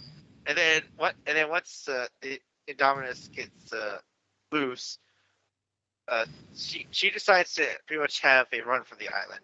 Just going through fences, and you think, oh, well, now she's on a hunt, she's gonna be eaten. She leaves a field of Pachyosaurus lying, limping. Apatosaurus, yeah. Or Apatosaurus, whichever ones. Yeah. Long neck species. They're lying dead on the this wide exposed terrain for all to see, but they haven't been eaten out or chewed. They just essentially been like slashed and like tossed aside. Yeah. Yeah. It was essentially a hit and run, essentially. Yep. Oh man, but I wonder if another thing too was I wonder if she's afraid of water because she doesn't pursue the kids after they fall into the waterfall. Yeah. Who is she, Jason Voorhees now?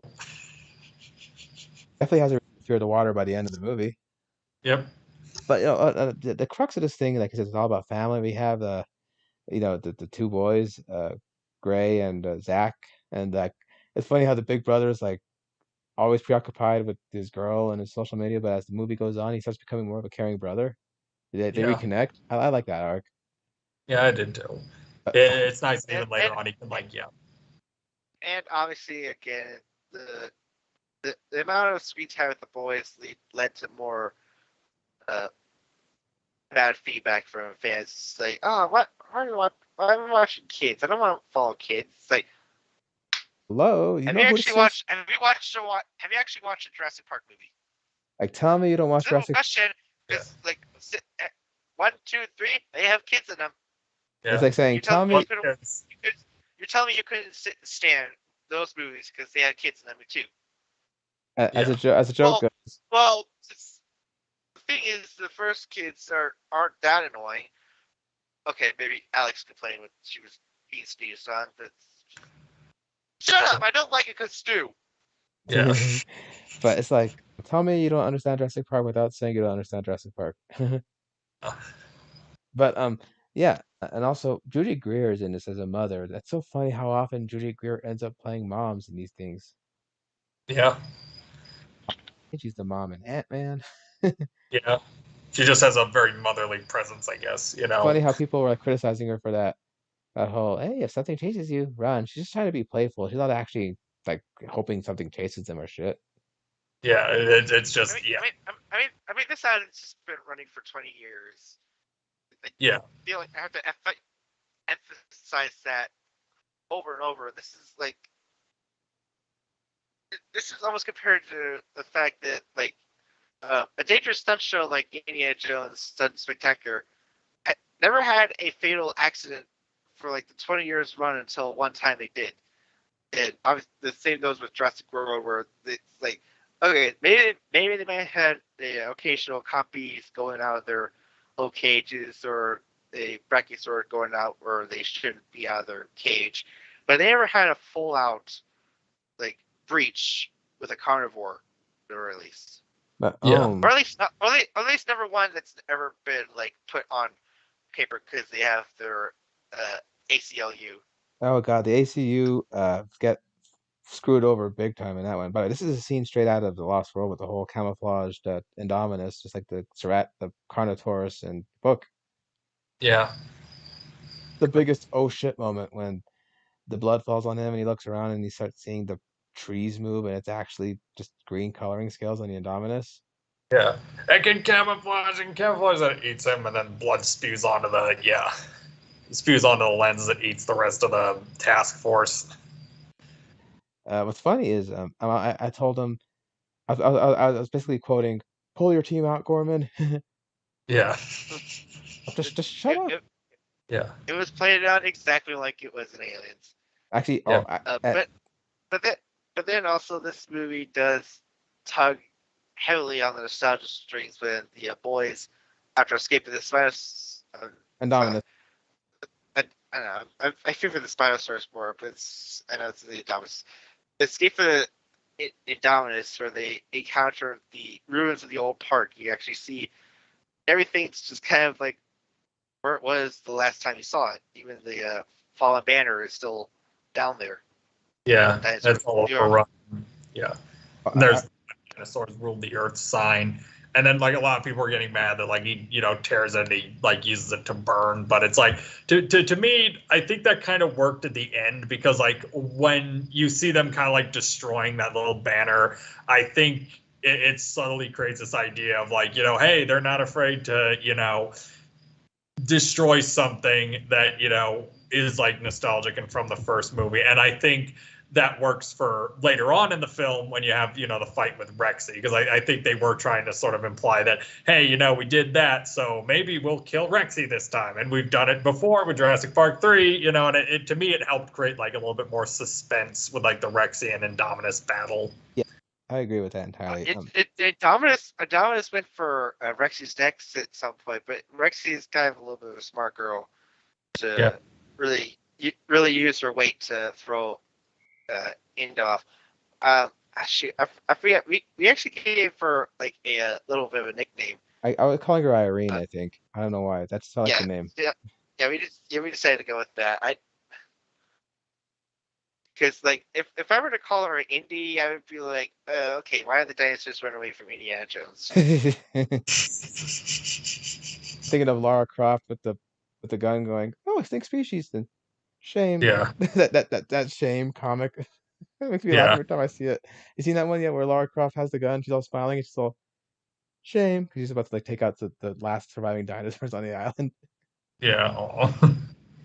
What was it? Oh, But but man, everyone talks about how the bad guy of the movie just gets like off screen and blood splatter on the wall, but the nanny who lost the kids ends up getting flung around by pterosaurs and dropped into the tank of the mosasaur before getting chomped.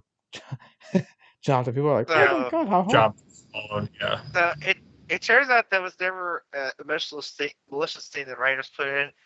That originally it was just gonna be like Random park employee. a staff a random parking employee, but even then they would have scenes of him be like a little bit of a jackass to some of the animals or some park tourists because they're like just breaking the rules a little bit or something, and then he gets his comeuppance. But then the assistant actress saw the whole setup of what they were going to do, and she's like, "Wow, that looks cool. Can I actually do that?" And everyone's looking at it, it's like, Well, "Lady sure. asked." Yeah, of course. Yeah, It's just like you guys want to get mad. Get mad at the actress herself. yeah, 'cause hell, she Want to was. want to do it, Sorry. She said that was a long day. Getting like in the tank and having guys and rods like just push her up, and down, underwater, under the water, like to simulate getting attacked by the pterosaur. Yeah. And then there's Steven in the background going like, just like old days. Yep. And then hell, like she was actually flying through the air for that dive. That camera angle of her over the tank being dropped was actually her. Yeah. But yeah, but people are like, oh, how unnecessarily cruel. But oh, you, another scene that's just like, I was actually quoting Predator too for this one when the Raptors turn against the ACU and engine, and you see them getting like jumped left and right. I was doing the whole like, God damn it, Garber, where is he? He's right there. He's Yeah. right there. He's right there. He's right I there. don't see Where him is in he? a boom. Then yeah, is everyone dead? Yeah. You know what's sad is that you see like one guy like his the Raptors POV camera of a guy like he's like getting mauled by them, and you see like his face getting more bloody with each like static frame. Yeah. Like that guy got it pretty bad. Yep. I also remember you were really hoping that they were going to bring Dilophosaurus back because like that poor dino's never gotten much screen time after the Nedry incident. Yeah.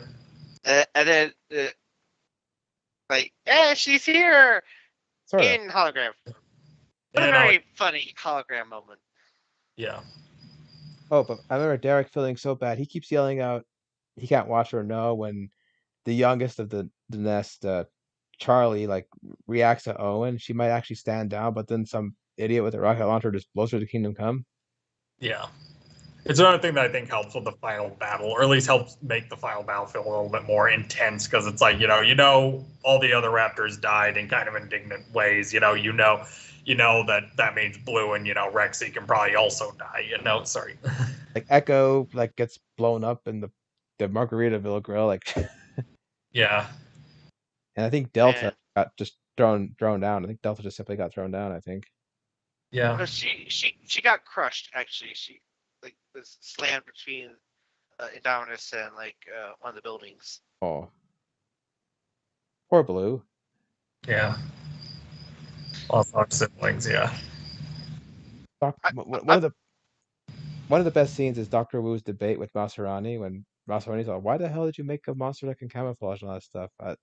Hey, well, we got to do this to stabilize it, and also Yeah. in it, all this stuff, and he tells him like, "I didn't want to build a monster." Yeah. A monster is a relative term to a canary. A cat is a monster. We're just used to being the cat. We're just That is totally a line Wu would have from the book. yeah. it's I'm it's again, it was really like we were kind of expecting, I guess, the raptors to turn on the humans whenever they reveal, oh, the Indominus is part raptor, and it's like, well, now she's got like laying the claim of the pack now, and like the pack obviously like had some instinctual understanding that yeah, the humans are kind of threatening assholes, and they weren't really being kind to them, just sticking like unnecessary bits on them or like making snide actions toward them instead of like having the respect stance that Owen does. Oh So yeah, when Owen decides to toss away the weapon, does like the other Raptors, including Blue, recall that? Oh yeah, this one like raised us since we were like hatchlings. Yeah. And then of course the Indominus tries to tell that they're just the same as the other humans, but even Blue just says like, no, this one is different. This one raised me. You didn't raise me. You're just a monster. and that's when Irene just throws Blue aside. Yeah. Funny though is I remember Hoskins' story about the wolf cub he raised, and you're like, okay, that's like. I remember when he says one day my wife comes at me with a knife, and then Derek's all, "What exactly did you do to warrant her throwing a knife at you?" Yeah, It's what just was a going simple on there? question. Simple question that he doesn't bother answering. Yeah. I'm just saying, from your point of view, she got the knife just because she got crazy. But what if she told a story saying that, well, he was a little bit drunk and belligerent, so I had to get a knife to protect myself, and then this Wolf. goddamn wolf came and bit my finger off.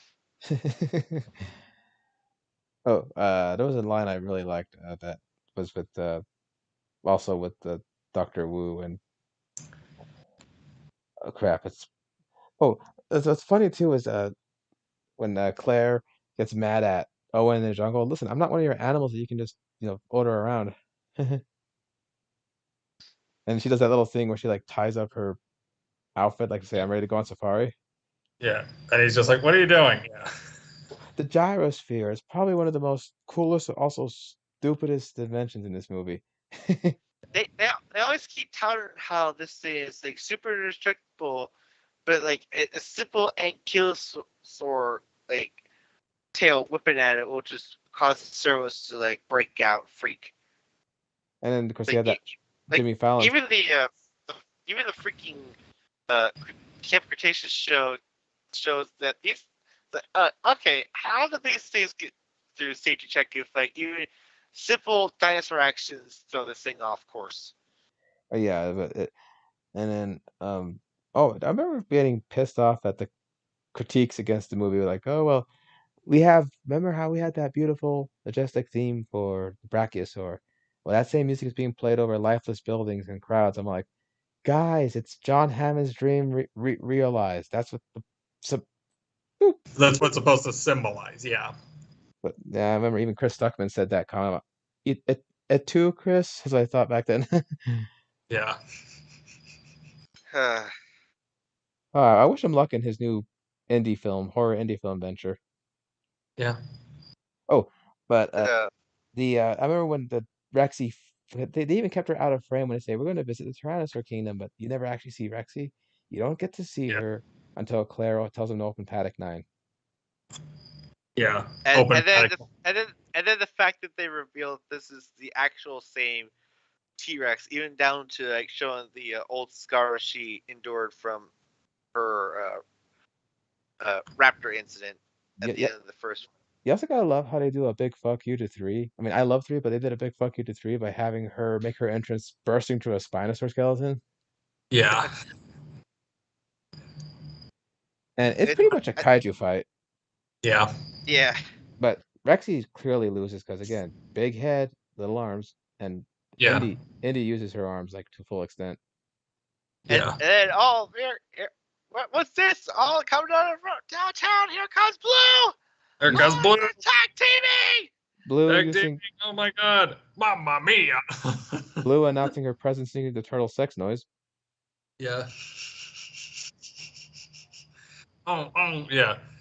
And the And fact that Yeah. Blue managed to even actually ride on Rexy is like gotta be the most badass they have ever seen. And the fact that even after like all that, the now it's just like ready to just still go at it, and then there's Mosasaurus, and she decides to have herself a big snack. Yep. as Jeremy put it, Lake Placid was spoilers for this movie because Yeah. but it was so funny how But people like uh, jumped on this movie back then, but at the same time, it made a shit ton of money and people were still like cheering it on. So it's like Yeah. a lot of inner reviewers are like, you know how stupid this movie is, and we're like, what movie did you yeah, watch? yeah, but you see how much money this thing made? Yeah. But it's like, well, fine. We enjoyed it, you know. I More think for us. it got even worse in Fallen Kingdom. Oh my god, the critiques Yeah. on that one. I know. Today I ran into a rarity. I ran into a video defending Fallen Kingdom from a logical point of view. Yeah. Does such a thing exist? Yeah, I Yeah. showed you the link today. But yeah, there's Yep. a reviewer called the Omni Viewer. I found him through like Godzilla projects, but also does like Jurassic Park and stuff, and he decided to, in the build up to Dominion, like make video essays about the Jurassic series. He had like this 5-part series about when is scientific accuracy required and when is a movie cinematic, and he says like it's okay that the dinosaurs in Jurassic Park aren't exactly scientifically accurate Right, because of right, because like as I stated throughout through our talk, they had throw a little bit of science fiction to you know get the dinosaurs to be here in the first place. oh Yeah. yeah.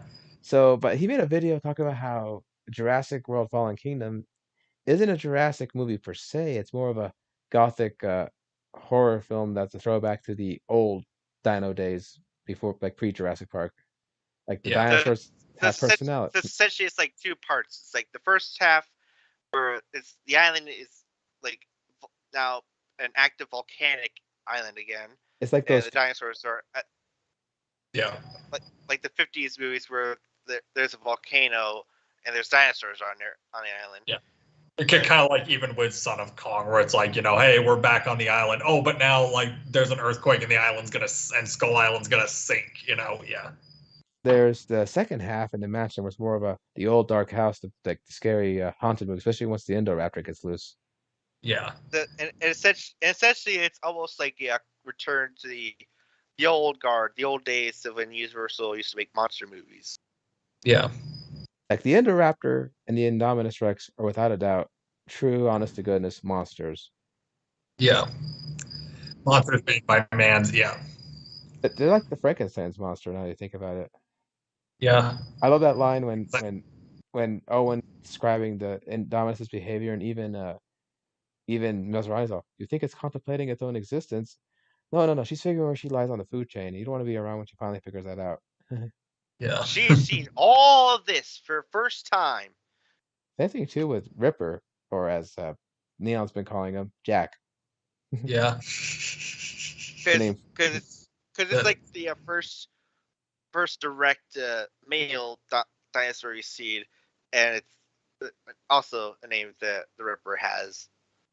Yeah. What's funny about Fallen Kingdom, And also a little bit of a homage to The Shining with Jack Nicholson. Yeah. like yeah, I remember being excited for Fallen Kingdom because the name was weird, but I thought it was looking cool that they were going to blow up the island and like where are they going to go from here? And if I remember, Ian, you and I actually won tickets from a radio ad, won tickets to see an early screening of Fallen Kingdom like a week before it came out, I think. Yeah. I think it was a couple days. It might have been a week. Yeah. No, it was a couple I of days, you're remember I right. was driven there. Yeah. We showed up there like this big old screen. Yeah. I remember I was a little late because of work, but we were able to make the screening. Yeah. So a couple of weeks, and yeah, it was fun. I remember when I took my a couple of days later, I went with my mom and my brother to it to see it again, and it was funny because like my mom was like getting all like weirdly annoyed. She was like, "Oh, how come they can't kill the kids?" And it's like, "Oh wow, mom, you're brutal." You're ice cold, mom. Sorry, but it's and what was I thinking? And Fallen Kingdom is definitely one of those movies where it's like I do receive a lot of like mixed reactions, like from where I'm from, because it's like a lot of people I know like hate the little clone girl, because like I mean they don't hate her, they're just kind of like, oh, what we have to do with her, it's like, but with her I kind of like what she gives to the movie because like she kind of shows that there's certain lines even Hammond wouldn't cross with his cloning technology. So it gives an interesting depth to Hammond as a character that like even he had places he didn't want to go with his technology, like, cloning people and kind of the moral implications of that. But I guess I understand some people's frustration of like, yeah, but we just want to clone dinosaurs. We don't want to get into like ethical, philosophical discussions about cloning people. That's for other things. Just to interject that, I'm gonna say, my mommy told me there were no monsters, no real ones, but there are. Yep. But Alien there are. Resurrection. Yep. Yeah, that was the big twist. And you find out she's a clone because And I like how there's foreshadowing it when you rewatch it. Like when she says, "What was her mom like?" And he says, "Oh, you would have been her mirror image." Lockwood says, Yeah. "Oh, I see what he meant." Yeah, I see what you meant now. Because I remember when you and I first saw the movie, like I was like, when he was like, oh, like your mom visited the park years ago. I was like, At Lex? I remember actually thinking you like, was she Lex? Is that Lex's kid? No, it can't be. Oh man. By Well, the way, I and also when they were building up this movie, they were showing video files of Owen with Baby Blue. That was Yeah, that was the cute. the late 2010s and early 2020s were all about the baby characters. We got the Baby Blue, we got Baby Groot, we got Baby Yoda, we got oh, there you go. Baby Yeah. But Leia now. Return of the babification trend, like in the 90s, in the late 80s, early 90s, where you had like Flintstones kids and pup named Scooby Doo, and I forget if there was another, Muppet Babies, and also like Tom and Jerry kids. It's like we're seeing a return to that, except now it's like with live action, and like yeah.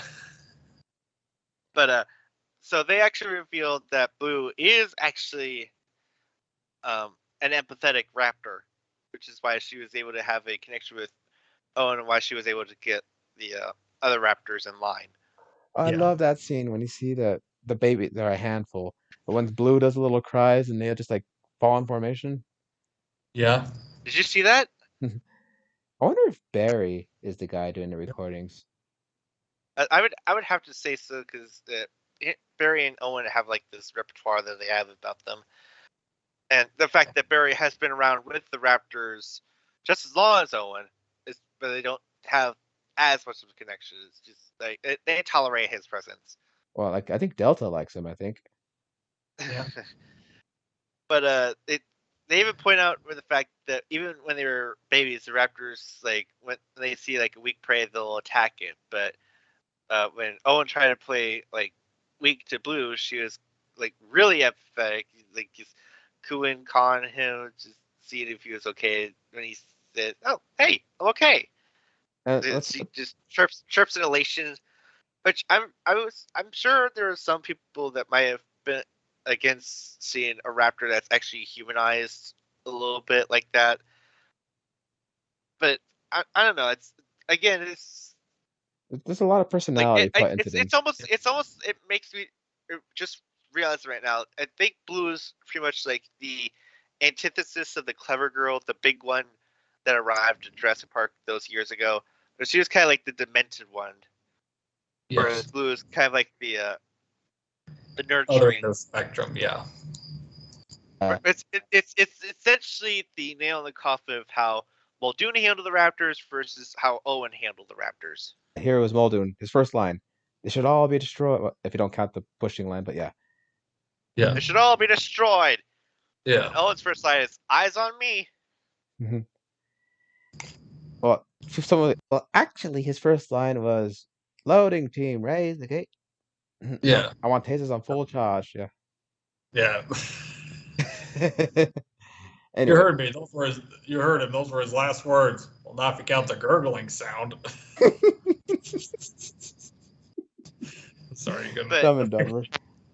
I mean, I guess there wasn't that much of a discourse because, like, again, even despite the naysays of the first World movie, people did essentially like Blue because it's kind of like again the nature versus nurture thing where they can even understand that, and the fact that we have like a distinguished, like marketable raptor that's like a good guy now, because like it almost kind of reminds me of like how the T-800 was the bad guy in the first Terminator movie, and then he's the good guy, and now everyone's like also overjoyed, like, oh, then he's a good guy now. Oh, that'd be badass to have a Terminator on your side.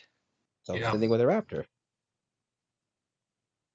Oh, And but here's another thing. People probably take issue with the adventure tones having more of a jokey, lighthearted feels with the comedic characters like Zia or Franklin right, Webb. Although I laugh, I'm saying we think we'd be like a Grant or an Owen, But if we were in that island, a lot of us would be a Franklin. Yep. It's a T-Rex. It's a T-Rex. It's a T-Rex. It's a T-Rex. It's a T-Rex. It's not T-Rex, maybe. And How then is that even better? Yeah. but and you got Buffalo Bill, Ted Levine as Ken Wheatley, the opposite of Roland. Which, Yeah. and has the weirdest fucking like itch that he has.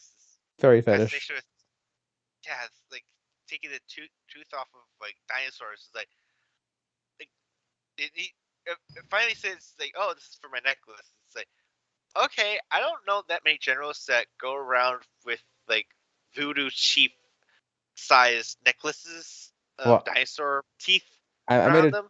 made a joke when I was watching it. I think it went over Derek's head, but I said, "It puts the teeth in the basket, or else it gets the hose again." Yeah.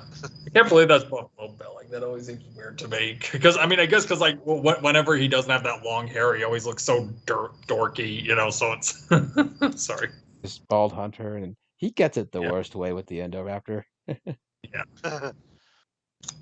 Like how the Indoraptor's like playing with him, like it's like kind of like, I got you. And the Raptor's like, on the contrary, I got you. Yeah. Oh man. But I did make a bit of a this is my thoughts before seeing the video that Jonesy shared.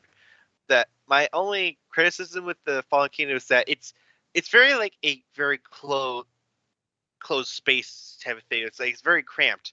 Like I think of more scenes of like where you have the encounter with the knocked out T-Rex in the little crate, or the fact that these dinosaurs are trapped in this room Or in a that's like boat. the doorway to getting out, or the or the baryonyx inside the lava soaked building. It's not really much adventure. It's more of like just kind of like this dark house again, like the video describes, where it's like you're getting up close and personal to these creatures, and that's exciting too. But it kind of takes away from like the adventure of like going through like these sprawling, like wide open areas, which I feel like Dominion is gonna be able to finally satisfy the itch I have Hell, for it. even the Mosasaur scene in the opening is kind of claustrophobic, where you got those guys like backing away, and you Right, see right, because the island's kind of mostly like soaked down at the at that area, and it's mostly just like kind of just entering like a SeaWorld tub essentially with and then you have giant like that predator. that scary part when they turn off the lights and you see like the mouth of the Mosasaur slowly going over the the boat. Yeah. And that poor idiot technician with the T-Rex coming behind him out of the lightning storm. That's like something out of the book. Yeah. Oh, and here's the thing. And like jumping on the ladder, you know, and I remember there was this like the clip on YouTube like shows that scene, and there's like a link to that specific part where it's like he's hanging off of the ladder, being flown up by the helicopter, and it's like when you finally get your life together, and then it's the Mosasaur jumping up and eating the guy. And another thing too, the ending is so controversial, but it makes sense in that remember what Lockwood told Maisie, her mom, she would have saved them all, he said. She would have saved them all, and here she is with a chance to actually save them all. Yeah, And, because and they're not all, only that, and not only that, but it's again escalation. It's like, okay, so we finally got the part to work. Okay, so now we got the dinosaurs off the island, but they're kind of like encapsulated. So now the only next step is to let the dinosaurs actually run wild and loose in our world. They're not trapped on one island anymore. They're actually out in different areas. They're out in different fields. We actually got a little bit of taste of that with Battle of Big Rock and the San Diego prologue incident. put out. yeah, Here's the thing too. Remember, Colin said these movies were supposed to be a realization of what Grant said way back at that table meeting.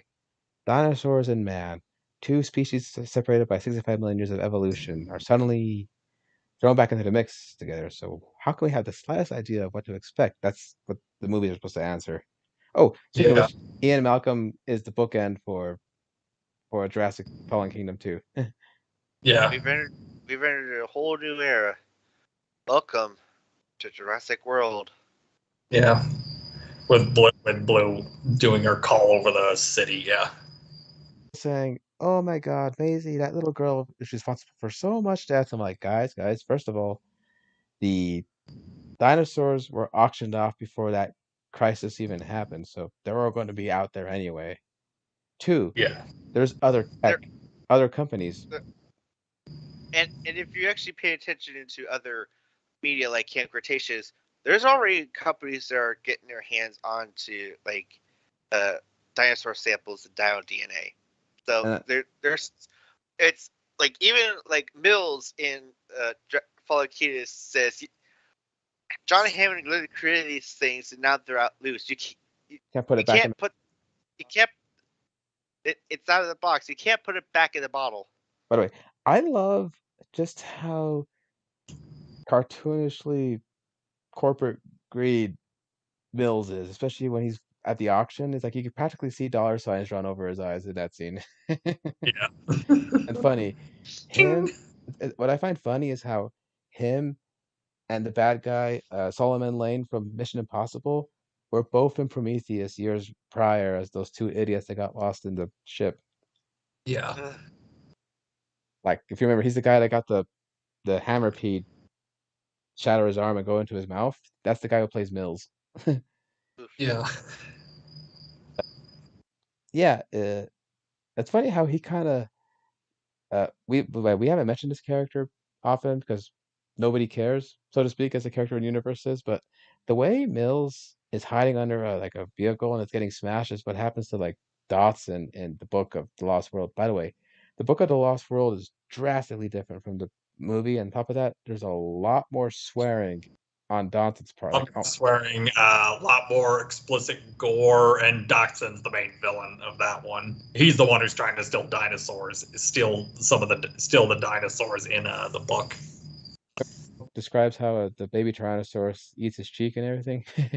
Yeah, But pretty graphic, pretty grim. remember, nearly every other word from Dotson was an F bomb. Yeah, I still like that part with the Dotson. We got Dotson here. see, nobody cares. Yeah. Even the game makes that joke. And Yeah, the Telltale game where the guy's on the phone saying, "Hey, look, I got Dawson here." Dotson's on the other line. Nobody cares. Yeah. Derek's all, "Why does everyone keep saying that?" Yeah. We're gonna get Why does Dotson. everyone keep saying that? I got feelings too. We're actually gonna have Yeah. Dotson as a character in Dominion, but I'm pretty sure no one's gonna care either. Yeah. I was gonna care that this actor was replaced. It's like, who cares? It's been like 30 years. The real actor Last time I saw. got in trouble for some federal stuff involving a minor, so yikes. Yeah. Yeah. Yikes, don't go there. Yeah, but the Maisie thing, I like I said, the genie's out of the bottle. Even if they did leave that small species to die, technology was still out there. Hell, even Wu points it out when they say even they could make the Indoraptor if they reverse engineer it from his prototype. Yeah. But me and but even then, I point out to the fact that like it's tough. It would be hard to stomach to watch these dinosaurs die. They're essentially getting like what equates to like the ovens from the Holocaust. oof, Where it's yeah. like they're trapped in a cramped space and they're just no way of getting out and they're just suffocating themselves to death. And Yeah. I And actually like that, even that is I feel is like far too inhumane for even a dinosaur to have to suffer through, if I remember or any human to have to watch or like let that happen. if I remember Even a child who like so you have to also remember that Macy grew up in this mansion, really fascinated with dinosaurs, and the fact that she has this chance to save them. Of course, she's gonna save them. She's growing up on these dinosaurs. She's not going to like leave them like to their doom in the worst way possible. Ian, you have a thought on that? I forgot what it was. Sorry. Anyway, but I remember Jay said that while it did frustrate him when he saw that moment happen, he said he would have been more pissed if one of the adults pressed the button. Yeah. Right. I don't know, because it's like they know better. I don't know. Yeah. Because it was Maisie, he said he could cut it some slack. Yeah. But Because here's she's the a thing: kid, and kids are very over sentimental. So. people like jump on that whole "they're alive like me" line. I think they jump on that line way more than the "that's how we win this war, not by killing what we hate, but by saving what we love." Yeah. Here's the thing: there's a double meaning. Not only does she mean they're alive because just like her, the whole cloning thing, but also they they're not supposed to be here, yet here they are. Yeah. Just like how And here they she are. is not supposed to be there because her mom died, but here she is. Yeah. There it is. Well, there it is. Yeah. I think too. Uh, Benjamin Lockwood is played wonderfully by the great James Cromwell, Farmer Hoggett for all you Babe fans, Yeah. That'll do, pig. That'll do. or Zephram Cochrane for all you Star Trek fans. Yeah. Doc Live long and prosper. or Doctor Yeah, Lanning, same to you. yeah, or Doctor Lanning from iRobot. Why would you think Yeah. that detective is the right question? Yep. Really want to go deep cut. The senator in Species 2, whose son was Patrick, and okay, that Yeah. anyway, point is, I remember us getting like bad vibes when he's pretty pissed off at Mills for the auction, and then he tells him, John Hammond was right. That was an unholy act you did, and he goes and I like Spoilers how him. the the shattering cane is all we have to see to know what happens. Yeah. Uh, anyway, but people like really hit on Fallen Kingdom as like they call it the quote unquote the stupid one because well, there's a lot of old tropes like hell, Owen like being inches from lava when we saw what that did to Anakin in Episode Yeah. 3. That was up there. I mean, technically, lava. Would yeah. Well, I mean, we of course go into like our little diatribes about how technically like lava is like so hot that like no one could get as close to it as like we see it happening that, in that media. Like even going into arguments about like, hey, in Resident Evil 5, everyone should have been dead. this is funny, Derek. One time, all of our friends were over, and we had like this 30-minute long conversation about magma that came out of nowhere because I think one of us brought up Gollum falling into the Mount Doom, and then Yeah. it just went from there. I think. Yep. Oh goodness. He would have burned up way earlier. Yeah.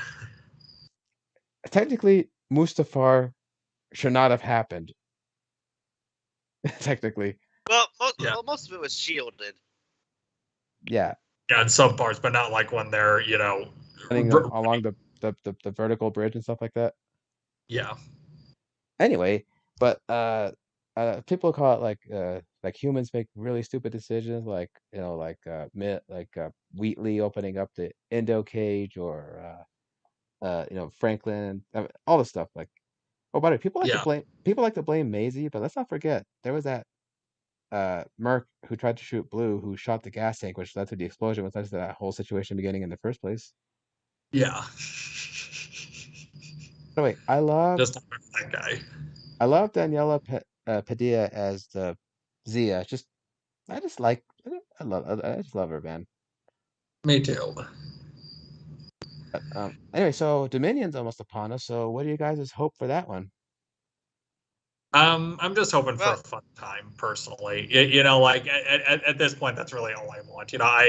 Jurassic Park, like the series in general, is always going to hold a special place in my heart. Just because it was everyone's realization of dinosaurs. Like Jurassic Park is to not just dinosaur movies, but just dinosaurs in general. It's almost like to dinosaurs what like Godfather is to like gangster movies, like ever after it, just everything. or Star Wars with science fiction movies. Yeah. And like I'm just always gonna have a special place in my heart for that. But it is gonna be great seeing the old cast back with the new cast. By the way, Those are my Derek brought up a good point when I brought it up when we asked, "You think any of the old cast are going to buy it?" And he says, "How come every time we do one of these reunion films, we first think, oh, they're going to like kill one of the legacy characters? Like, Yeah. They're like, how come that's our first thought?" Derek asked. Yeah. It's just a simple question. It's like the Star characters return to Star Wars. Oh, who's gonna die? What's gonna happen? Oh, they're all gonna survive. Have a new Scream movie. Oh, it's everyone. All the returning characters going to die. Is like they gonna all survive? It's just what we always tend to ask whenever these kind of movies get made. It's like, oh wait, oh they brought back these characters. Oh, imagine if they died. Like yeah. Hell, even Top Gun Maverick, they were asking if that was going to happen to Maverick or not. Like, his Yeah. name's in the title, man. Yeah. States But of the title, man. They're not going to do that unless it's like really heroic or poignant. Yeah. but the yeah, like I mean, I'm just gonna say that I'm pretty sure I'm gonna put some stock into people that actually study dinosaurs or have actually encountered dinosaurs to know the do's and don'ts of how to handle these dinosaurs to be able to survive. I'm Yeah. just saying they're not gonna instantly just be stupid and think like, oh, T-Rex, wait, what do I do again? Do I play my arms about? It's a T-Rex. oh, by the way, Yeah. that's Oh funny. shit! That's a funny thing about some of the deaths in these movies is people like doing the hands flailing thing. Gennaro did it when the T-Rex was coming for him. Uh, uh, Carter did it when he was about to get smashed by the T-Rex. It's pretty funny that just doing the whole jazz hands, like maybe this will protect me. Yeah. Well, even the Oh, general in Starship Troopers had that hilariously. Yeah. Flap my arms and they'll go away. Maybe they're like bears or something. And then Jake Busey laughs about it. Yeah. But but uh, me, well, my hopes is already kind of dashed considering the fact that I'm sure they're making clear that Blue's not going to have that much of a factor in it. She's probably going to be sidelined because like her daughter's the one abducted in danger, and it's although the one that has to turn her back. I think But if at the very least, it puts aside where I say, "Oh my God, is Blue gonna die?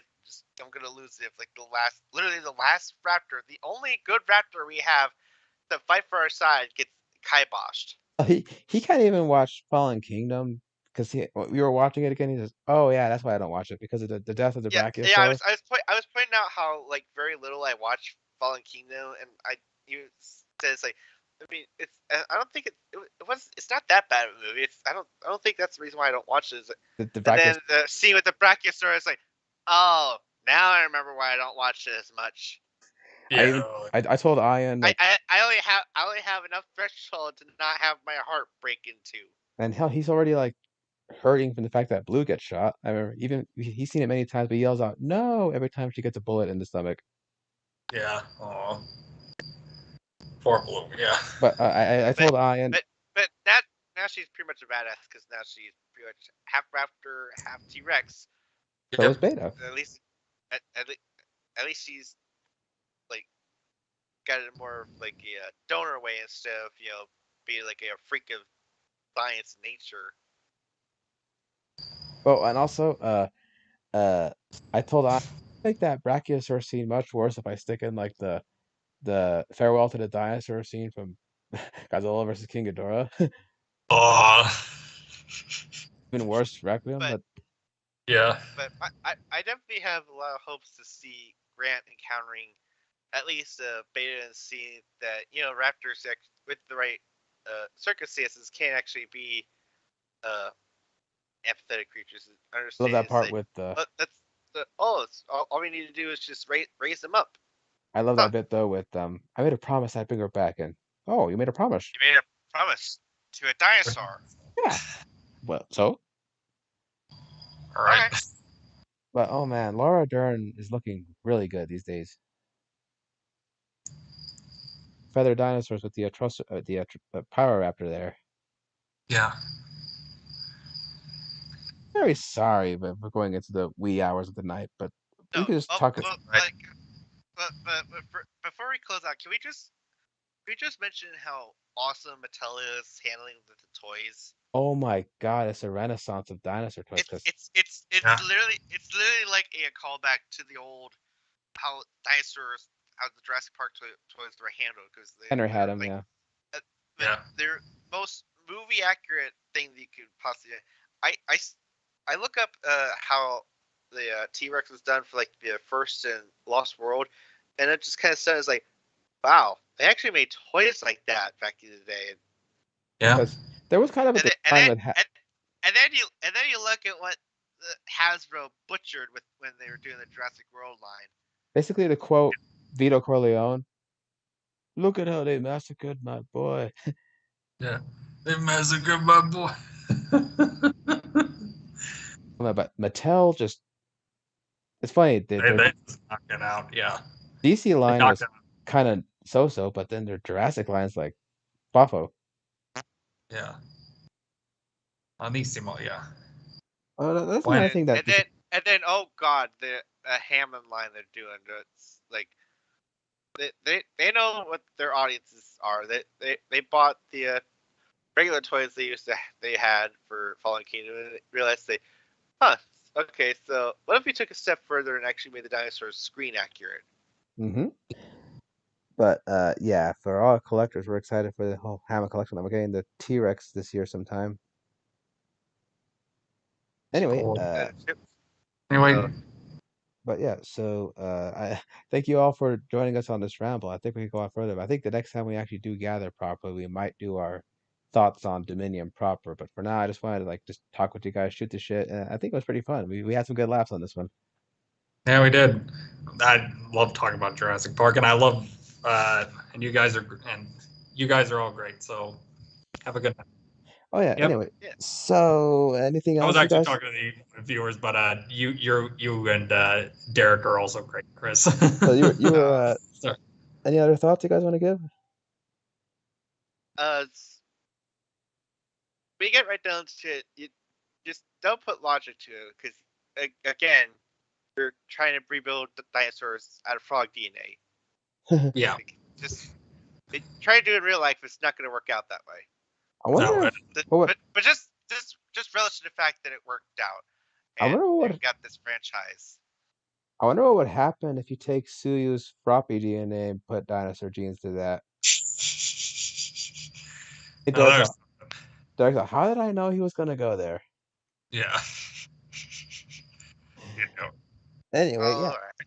So, anyway, that this has been another ramble. Thank you all for coming. I want to thank Werewolfriver, aka Ian, for joining us. Thank you, man. You're more than welcome. You're more than welcome. Have a good night, everybody. Also thank Derek, my usual co-host Dr. Leon, for joining me for this crazy ramble. It's always a joy to get dragged into these talks with you. Especially if Blue's involved. Blue supremacy, I will, right? I will take any excuse to talk about how awesome Blue is. Yeah. All Just right. saying. So there's a lot of stuff going on. We're excited for Jurassic World Dominion. I'm going to see a double feature tomorrow. I can't wait. And so I hope that, even if you guys don't enjoy the franchise, I hope you enjoyed hearing us talk about it. So until next time, so Josie Cat 79 signing off. And remember, guys, life will always find a way. So take care. There it is. There it Yep. is. No, Bye. that's chaos theory.